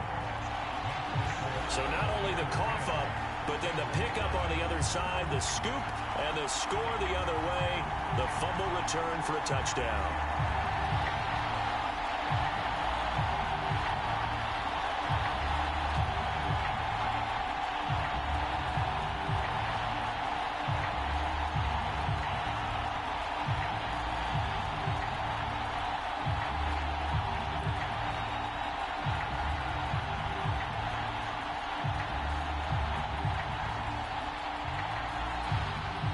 And you can bet they're preaching 2 hands on the ball here as the kick's away following that fumble return. And here comes a return from just beyond the goal line. And he'll be stopped right around where he would have been had he gone down to a knee, maybe a yard shy of there at the 24. Now the Cincinnati offense ready to see what they can do here. And that last possession, really a gut punch. You seemingly had it working. You were in the midst of a very strong drive. Then suddenly the fumble, and you're watching the back of a defender's jersey as he brings it all the way in the other direction. There's not much more I can add to that. I thought you summarized it perfectly, partner. You've just got to regroup and start putting another drive together. That's all you can do.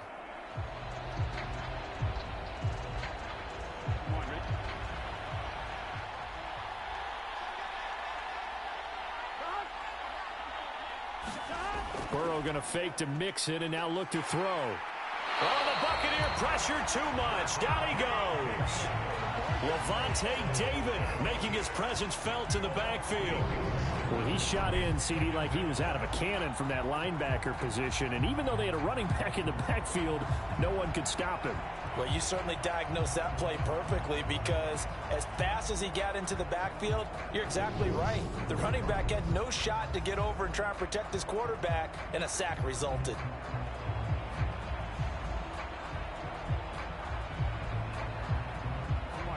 Got to imagine the pass rush will be equally intense here on second down following the sack. It's 2nd and 18. Now Burrow. Flush to his right. And that one caught downfield by Boyd. And he'll be taken down, but not before they work it across midfield. The big gainer there on the catch and run, 37 yards. This offense has been slow to get started, but that play will certainly give them a little bit of life. Maybe the late wake-up call that they had been seeking.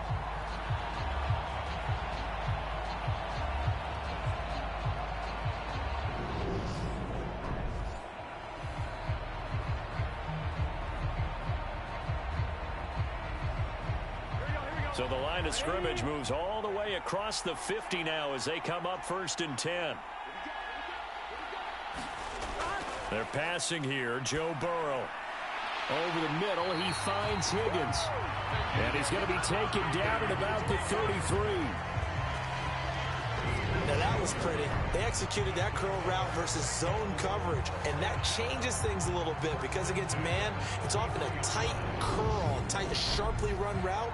Against zone, you're just looking for that open spot, that dead area, so you may curl it a little bit wider just to get to that place. And usually a tight window. He fired a bullet in there for the completion. So they'll come up 1st and 10 now from the 33. Out of the shotgun, they run with Mixon. It's a gain of a yard, and it takes us to the 2-minute warning.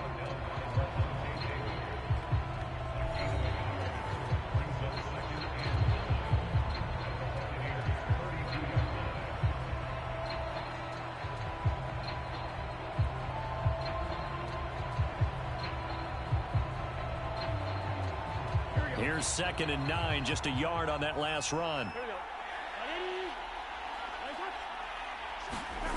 Here's Burrow setting up to throw it. That's the tight end Hurst with it. And he's going to get this down near the 25.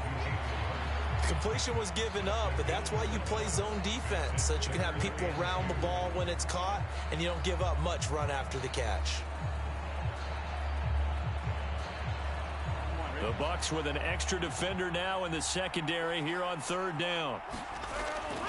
Looking to throw. And he will not be able to hang on through the contact. It's incomplete. The coverage strong, and now it's 4th down.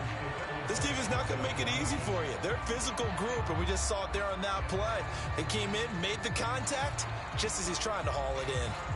Already down 2 scores. They're going to go for this rather than settle for 3. They'll try and throw for it with Burrow. And it's incomplete. They cannot convert, and they turn it over. The Bengals try it, but it doesn't work out. And the Buccaneers defense holds, and they get the football back. And he'll have a tough time living that one down. It's one thing, Charles, to drop a pass. It's quite another to drop it on 4th down. And so many teams work on that in terms of locking in on those key downs. You know, you and I both been to practices where we've seen, hey, 3rd down situation, big 3rd down alert, lock in here, 4th down play, make sure you're focused just a little bit extra. It didn't pay off in that situation.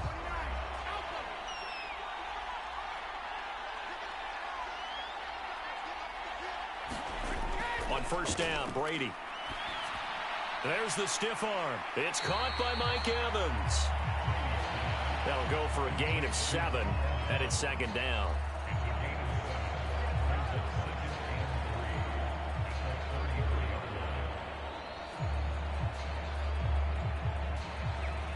Creeping up on a minute to play in this 1st half. To throw again on 2nd down. Brady. This one taken in by Otten. Now the Bucs going to use the first of their timeouts, as the stoppage will come with a little under a minute to go in this 1st half.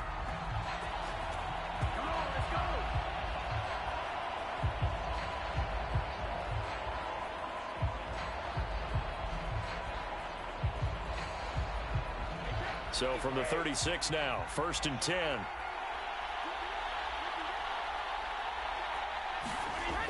Shotgun now for Brady. And this will be incomplete. Physical play on the football there, and it's 2nd down. I know at times people think we use it too often, but you've got to be able to throw guys open. And when you read zone, you've got to stick it in there before your receiver gets to the next guy in the zone. Otherwise, you bring him into the play. And that's precisely what allowed that defense to disrupt the pass. Again, they'll throw with Brady. He completes it to Evans. The Bucs going to go ahead and use the 2nd of their timeouts as they get the stoppage with just under 50 seconds remaining in half number 1.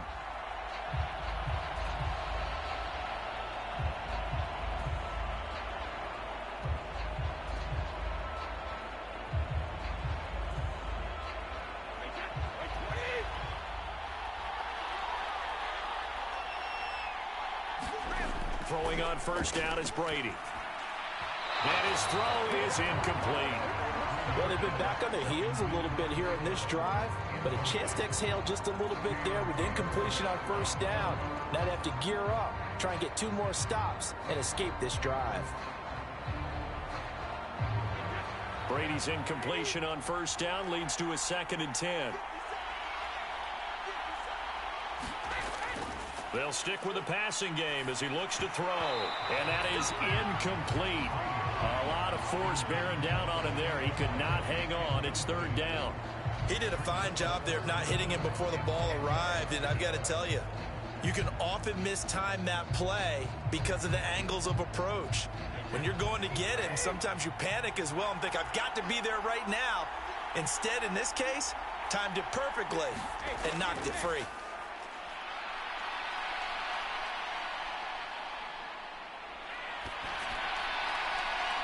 A fight for it, and this is caught. It's caught indeed.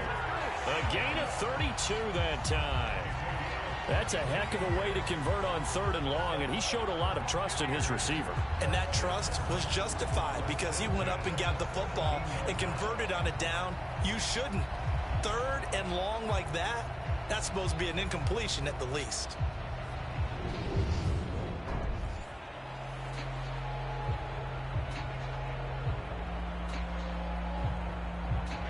So the big play means just like that, they'll operate from the red zone now on first down. The Bucs forced to use their 3rd and final timeout as they stop it with 16 seconds to go in half number 1.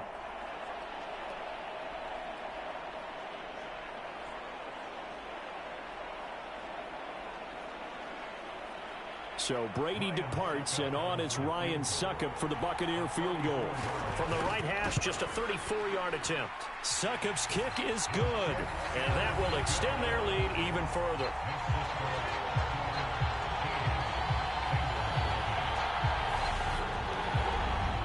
Still a little bit of time left here in the 2nd quarter, but they do get 3 before the half and expand that lead. And they have to be happy about that. And we haven't met a team yet that doesn't put an emphasis on trying to get points on the board in the last 2 minutes of a half. They'll be real excited to have those up on the board.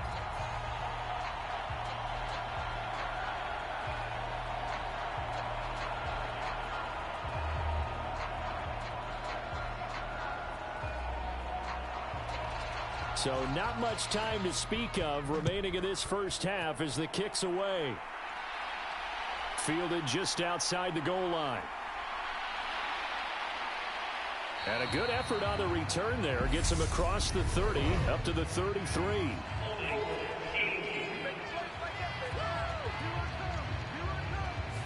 So holding will scratch off some of that return. And I know fans get frustrated when they see penalties of this sort on kick returns, but it is difficult to do it right against these moving targets at full speed. Hard to do.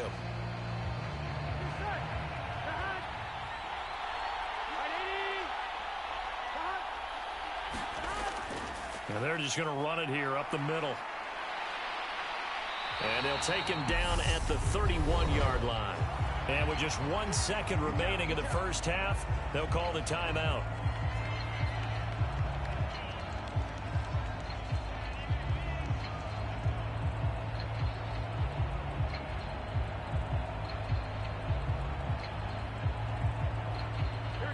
A good gain on first has him set up with 2nd and just a couple of inches now from the 29. Final play of the half for Burrow and company. He's going to float this over the middle deep. And that will be incomplete. Tried to dial up the long one way out there, but it'll be 3rd down. So it's halftime here on sports' grandest stage in the Super Bowl. As we send you on out to our studios in Orlando, here's Jonathan Coachman at REA Sports Halftime Report. All right, BG, thanks very much. And welcome one and all to our beautiful new downtown Orlando studios for this EA Sports Halftime Report. This one has been a hard-hitting affair to this point, and you got to expect we'll see more of the same in the second half. And to bring the action your way, let's get it right back out to Brandon God. All right, Coach, thank you, and we welcome everyone back for quarter number 3.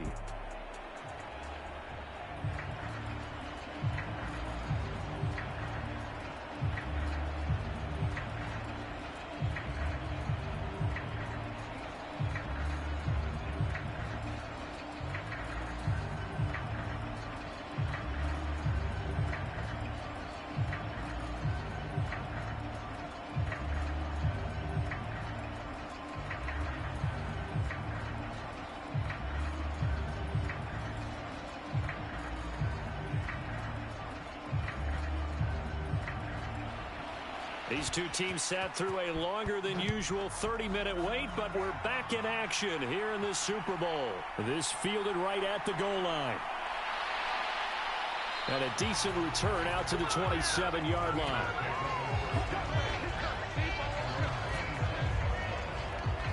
And the Bengal offense ready to go here to start the third quarter. And right now, their chances of hoisting that Lombardi trophy not looking too great, but perhaps that long halftime, maybe it did them a world of good. But if there's ever a chance to regroup, it's in this game, right? Because you do have that long halftime, a chance to really assess things and maybe make some changes and true adjustments. They played great all year long. That was the worst first half of the season for them. They're hoping to put it behind them and come out punching here in the second half.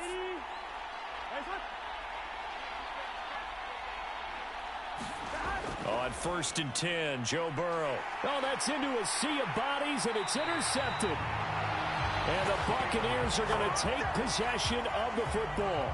And that one is going to sting. First play of the third quarter and a turnover. And you have to know that at halftime, they spent a lot of time going through their checklist of what they wanted to accomplish to start this third quarter. Turning it over like this was not on that list. Not at all. And you come out of the locker room trailing, so that first drive to establish momentum is very key. Crucial.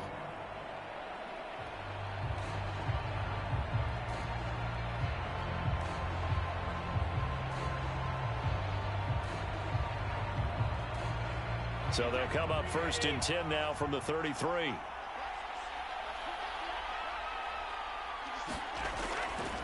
Inside handoff now to Fournette. And he'll power his way forward for about 4 yards there on the first down carry.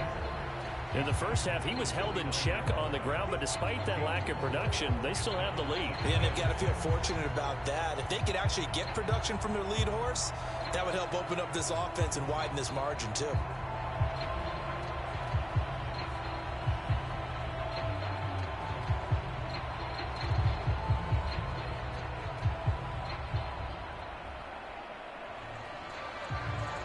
The run got 4. Now they deal with a 2nd and 6. On the draw, this is Fournette. And he is going to be close to a first down as the tackle made at the Bengals' 23. It's a 5-yard gain, but they'll still be a yard short here with third down now looming. Well, they're hoping that the second half is better for him than the first half. They've got to find a way to get him going. He's a big part of their offense. And I see an extra defensive back on the field. Little surprise here on 3rd and 1. To throw is Brady. And he can't get rid of it. He's taken down. There for the sack, B.J. Hill. I'm sure a lot of time was spent in the locker room, Charles, with talking with his defense about setting a tone here in the third quarter when you're down on the scoreboard. A sack like that, maybe that can get them going. Yeah, you have to believe exactly what you just said. They got together and said, let's be some change agents here. Let's go ahead and turn things around. Let's be the force that gets us going here in the second half and puts us in a position to find a way to win the game. So Brady departs, and on is Ryan Succop for the Buccaneer field goal. He's going to need a little mustard on this one. It will be a 51-yard attempt. Succop's kick is good, and that will extend their lead even further.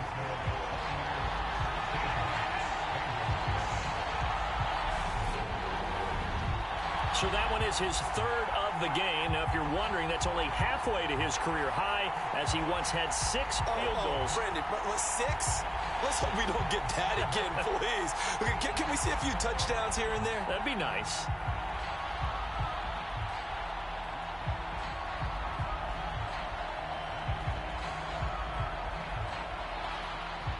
The Bucs ready for the kickoff. And here we go. It's in the air. From a yard or 2 deep, here comes a return. And he brings us out past the 20 to the 24.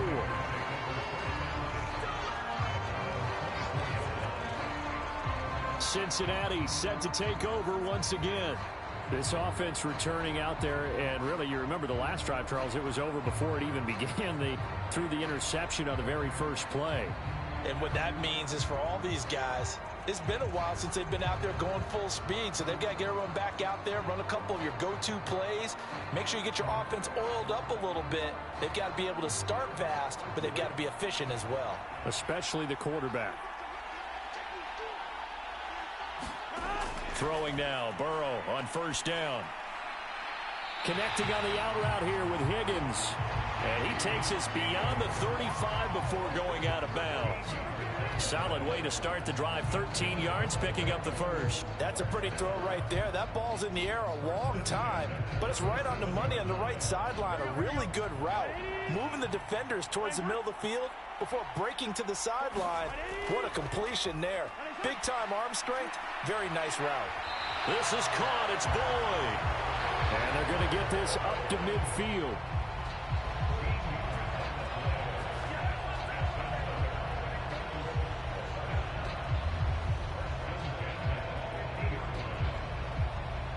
Nothing in that first half, nothing on the last drive, but they're moving now with a 1st and 10. From midfield now, Burrow. It connects quickly to Jamar Chase. And he'll be brought down inside the 40-yard line. Well, so far, little to no resistance by the defense on this drive alone. 3 passes, 3 completions, 3 first downs. They're taking it to him, and it's paying off.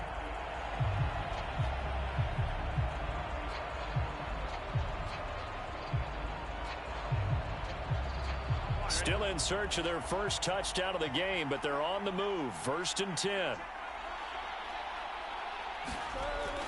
Burrow going to give this to Mixon. And he'll be brought down just outside of the 30. A solid run on first down. Gain of 7 leaves him with a 2nd and 3. Well, no matter how they phrase it, staying on schedule, staying ahead of the sticks, whatever you want to call it, 7 yards on first down, that fits the bill.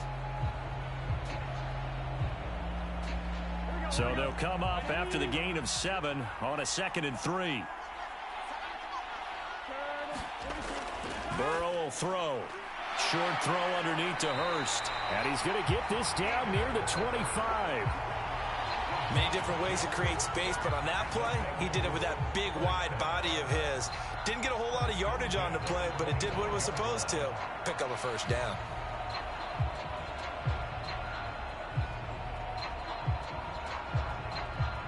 First and 10, and they've got 3 tight ends out there. A jumbo package look. Now it's Burrow. Again, that's Hurst. And they're going to get this down inside the 20. Nice rhythm throw there on first down. He located his tight end, made it a nice easy pitch and catch. Hoping he can break a tackle or two. Wasn't able to do that there, but still good yardage.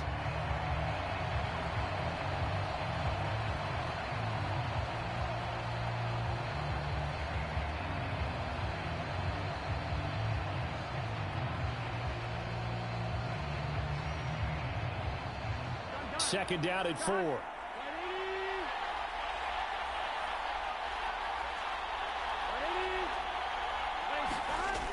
Jet sweep. Boyd with it. Just a yard on the pickup there, and it'll leave them with a 3rd and 3. Defensively, they had that one pretty well figured out. Yeah, one of the things about this play, it can be even more effective when you run a lot of motion, and there's plenty of times you don't hand it off.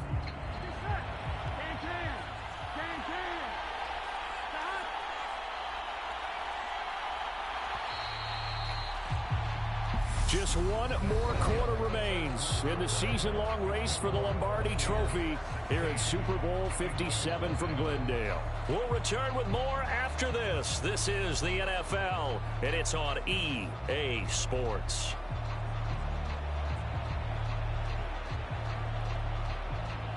The 8th play of the drive coming up. It's 3rd and 3. Out of the gun, it's Burrow. Well, they would have gotten a conversion if he could hold on. Instead, the drop means it'll be 4th down. So many offenses want to include their running backs into their passing offense and be able to swing the ball out or check it down to them. But sometimes those guys are just not as comfortable catching the ball as they are running it.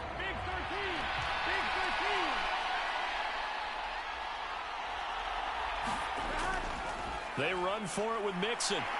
And he's not even going to come close to picking up the first. They stop him right at the line of scrimmage.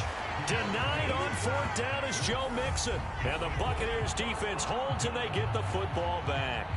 So they finally get their first trip to the red zone, and it ends with nothing. And that's what I'm going to focus on with you because you teed it up really well. Finally get to the red zone. So there's got to be a little bit of frustration because they haven't moved the ball as well as they wanted to all game.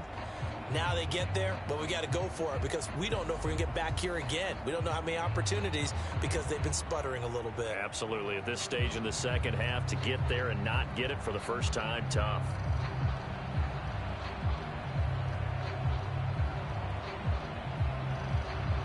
Brady going to bring the Bucs up with a 1st and 10 at their own 18. They'll try and start this drive in the air.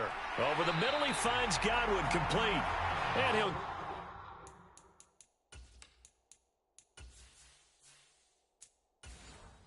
get this up to the 30-yard line. When you have someone throwing it that well, that confidently, you don't have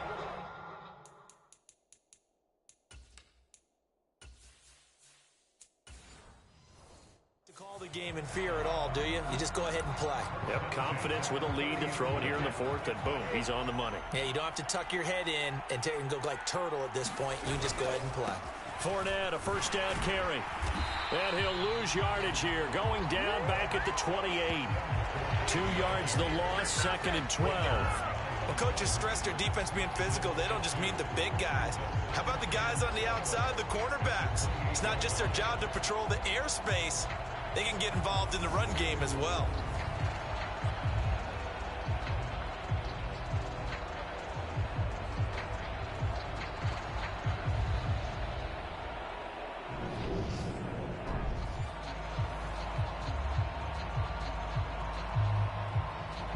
So the first down run lost a couple. Now they come up 2nd and 12.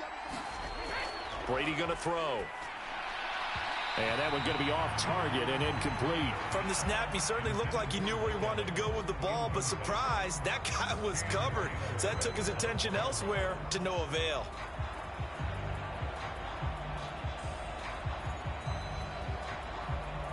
The offense on 3rd down tonight, just 1 for 3 thus far. This is 3rd down and 12. From the gun, it's Brady. Open man is Godwin. It's complete. And he's taken down right at the 45-yard line. They give him 27 yards on the 3rd down conversion. Big hook up there, forced to throw it on 3rd down. The connection's going to keep the drive alive and also keep the clock moving. Yeah, and from a defensive perspective, didn't get a sack, didn't knock the ball free, didn't break up the pass. The clock keeps running on you. You're in a dire situation now.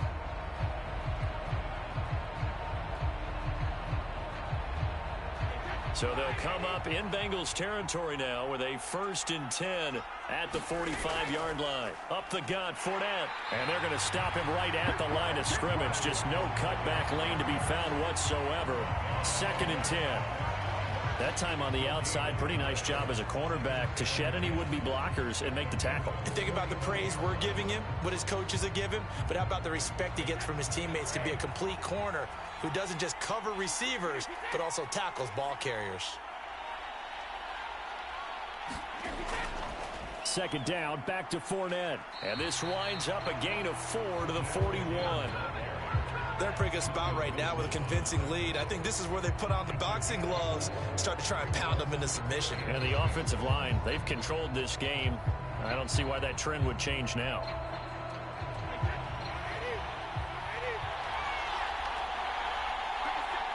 Two minutes left to play in this football game here on EA Sports. So it's Buccaneer football as we welcome you back. They've got a 3rd down now as they look for one more 1st down to help salt this one away. They are in need of 6 yards here if they hope to move the chains. On 3rd down, Fournette. And now we'll see a timeout used on defense as they stop it right out of the break with 1:57 to go in the ball game.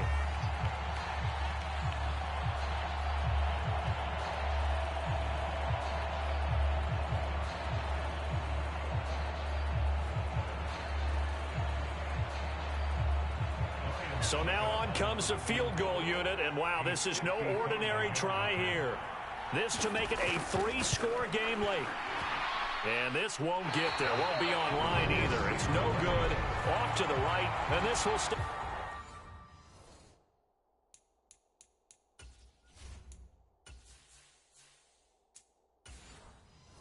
A 2-score game at 16. Now this one now not over yet, Charles. You've got a sliver of hope on that other sideline. You certainly do, because that would have made it a 3-score game, and that probably would have been curtains at that point. But now if they can get down the field quickly and somehow get the ball back one more time, we may.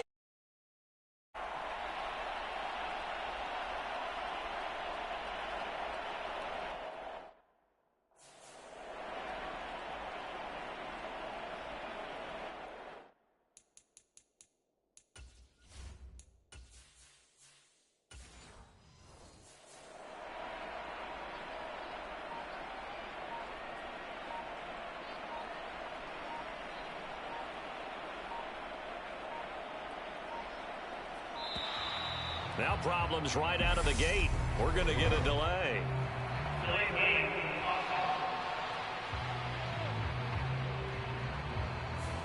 That flag accepted, and it backs the offense up a little bit. So a little bit of a stiffer challenge now. 1st and 15 following the delay of game.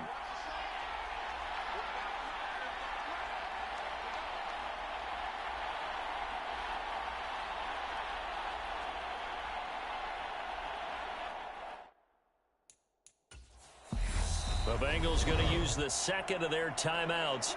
That'll leave them with just one remaining in this 4th quarter of play.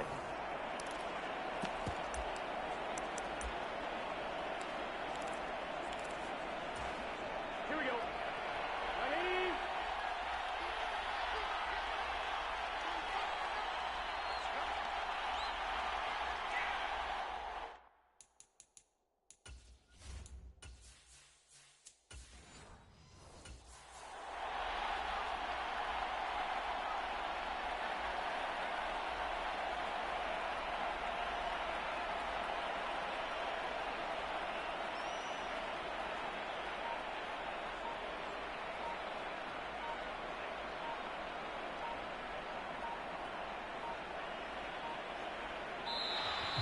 Play clock down to 0, and this is not the way to start a drive.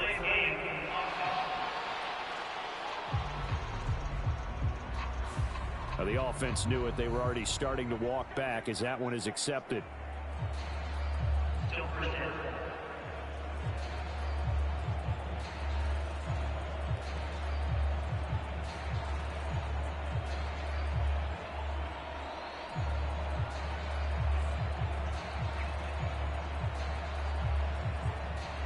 Successive penalties have them looking now at a 1st and 20.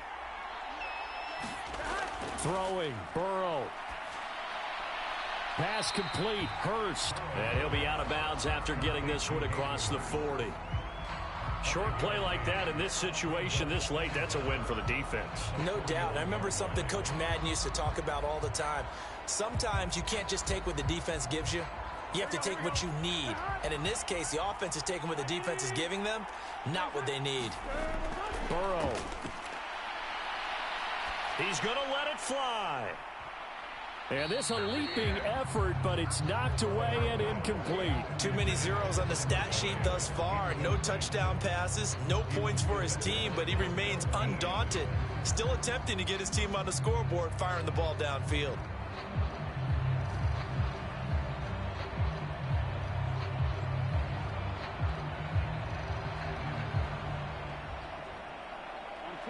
An incomplete pass on that last play, and that means they'll need to come up with something here on 3rd down.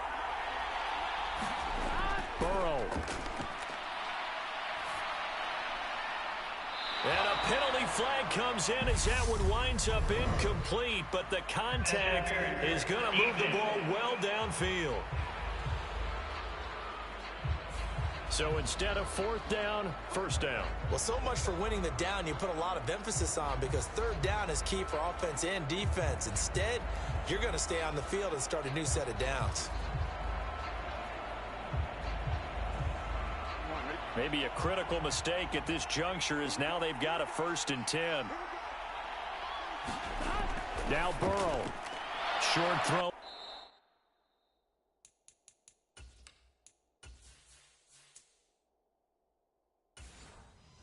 Underneath. And that's good for a gain of 6. And it's 2nd down. And Burrow's saying, let's go, let's go.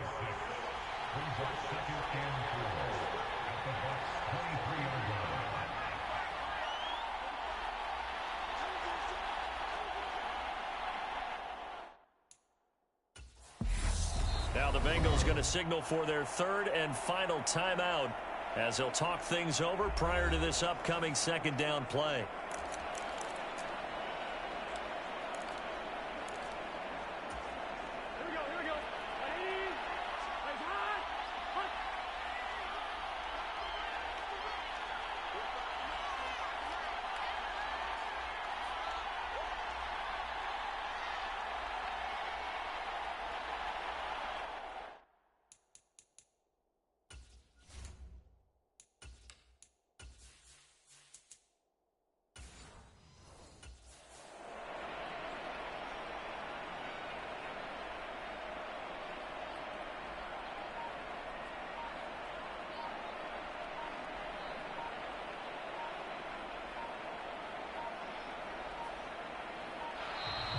And they're out of timeouts, remember, so this is going to have to be a delay.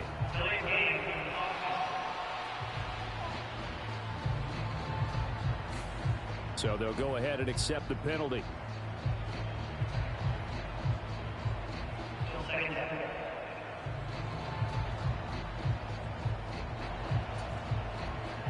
Following the 2nd and 9. To throw, Burrow. And his throw's going to be incomplete. The quarterback got away with one there. Looked like he was in line for a pick, but instead it's knocked harmlessly to the turf. Here's Burrow. Got a man. It's Chase. He completes it. Touchdown, Bengals. Jamar Chase. 28 yards. And the Bengals are on the board here in this Super Bowl. Well, they knew a lot of steps had to happen here. They got step 1, the touchdown. You need a 2-point conversion here, don't you? You do, and as you continue to look ahead, if they're able to get that, somehow get the ball back and get another score, they have to go for 2 again. That's why teams are practicing multiple 2-point plays. We saw that Super Bowl 51 with the Patriots getting a pair of big 2-point conversions. Oh, and the Bengals look like they got it back. They did. Bengal football. So they've accomplished half the mission, Charles. They get the onside kick. They do need a touchdown here, but they've got some time to do it. In the excitement, there's no need to press. Plenty of time. They have the opportunity. Now they just need to execute and finalize things. Here we go with Burrow. That is taken in by Hurst. And he's into the end zone. No flags. It's a touchdown. And now a 2-point conversion.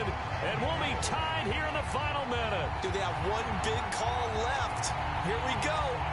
The touchdown's massive, but now they've got to have 2 to possibly take this to overtime. One more hurdle here. They need the 2-point conversion to, for the moment, stay alive in these playoffs. Now it's Burrow. He's got it at the 2. And he is not going to get in. They stop him short. And that defensive play may have just clinched them a Super Bowl title. Oh, and the Bengals look like they got it back. They did. Bengal football. A field goal will do it for them. They got the onside kick that they needed here. We'll see if they can do the rest. Some teams are just not comfortable waiting to see what happens. Some teams like to force the action. That's exactly what we saw with this onside kick. He'll get it inside the 20. And he takes it into the end zone across the chalk. Now there is a flag down, but I think that's offsides on the defense. Yeah, I think that's going to stand, partner.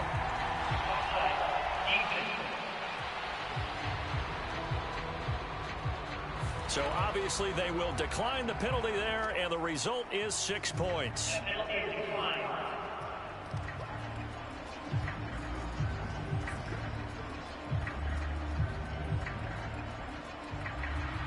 Charles, what a big drive late in the fourth quarter to take this lead. And normally you're really excited if your offense has the ball late in the game. But I think this crew is really excited to have their defense go back out there because they haven't surrendered a point in the fourth quarter yet. They've helped make this comeback possible with their defensive play. Now they get a chance to finish this game off. After the touchdown, McPherson on to kick this one away. Taking it about the 1.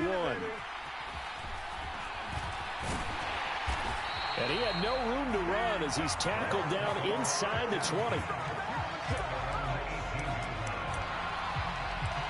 So here's Brady and the Bucs. Down 21-16, 45 seconds remaining. A touchdown could win the Super Bowl as they've got a first down.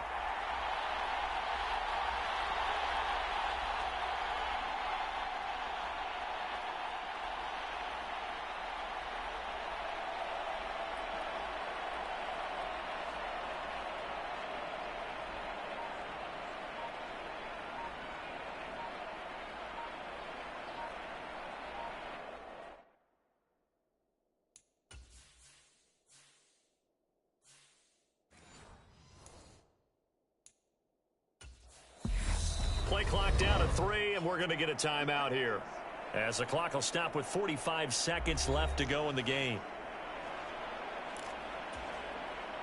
A few better down a score in the fourth quarter than Tom Brady. This is 1st and 10.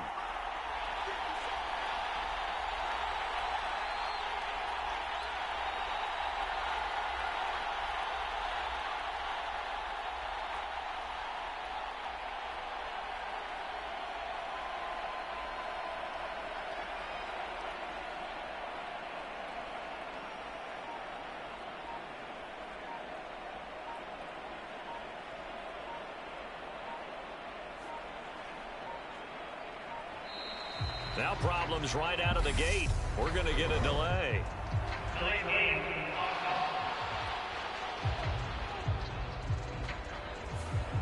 And that flag accepted. The delay of game backs him up 5, 1st and 15.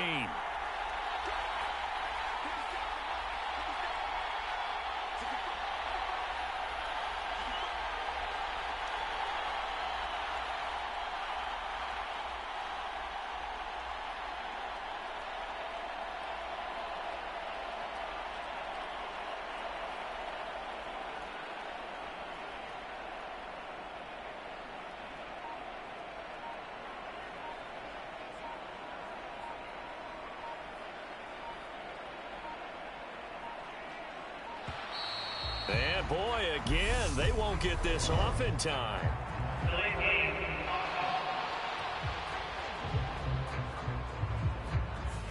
And they'll accept that penalty.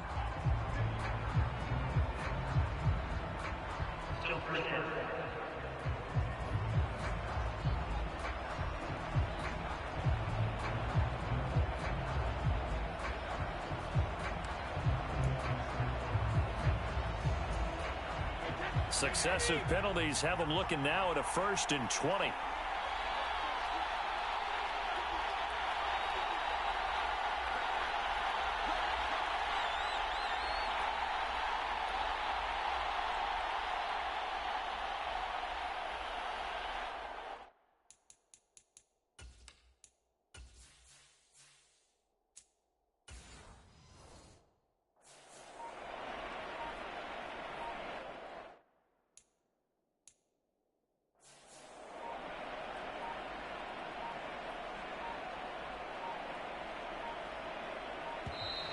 And now again, the play clock's going to run out on him.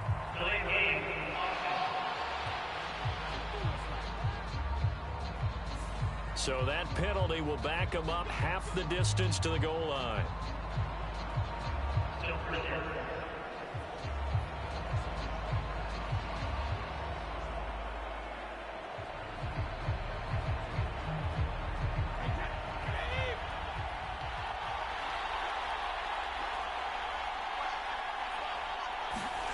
Brady to throw.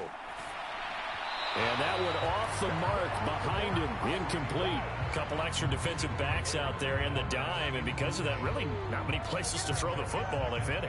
And typically, what would you want to do against that dime? Run the football. You want to run the ball, but you can't do it in this situation. Not nearly enough time on the clock. You're having to really navigate against a tough defense presented against you. To throw is Brady. That's complete to Otten.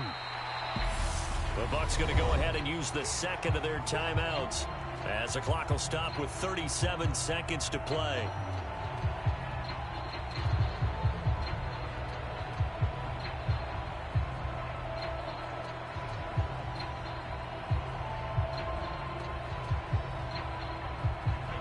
And some secondary help here for the defense in the nickel on 3rd and long. Now Brady. Now a desperation throw deep downfield. And it's going to be incomplete. He was able to catch it there on the right sideline, but out of bounds, says the line judge.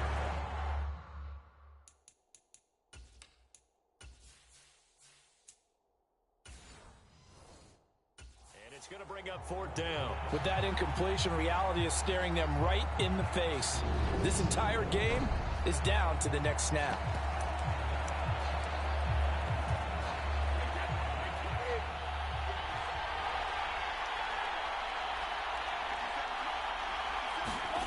Now Brady got to have this one. And it's going to be batted down and will go the other way with the football. They had to go for it with such little time remaining, and that may write a finish to this Super Bowl. No surprise. They try to throw the ball on 4th down, but it gets batted down. They don't pick it up. Well, a little football 101. When you're going toward that quarterback, you see he's going to start to throw. Get your hands up, Get right? your hands up, affect the play, and then everyone get your hands up. When the ball gets to the receiver, moment of truth, knock it away.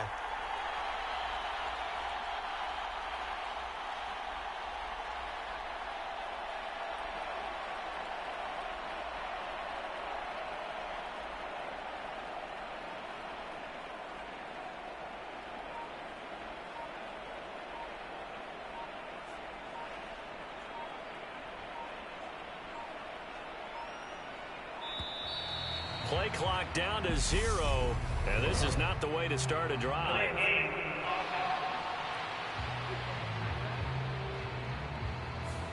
Not enough sense of urgency there. Play clock hits 0, 5-yard penalty. Yeah, I like your point there. Not enough sense of urgency. People walking up to the line of scrimmage, you've got to get up there and get set and be ready to go. Now they need 15 yards on this series after the delay of game. 1st and 15.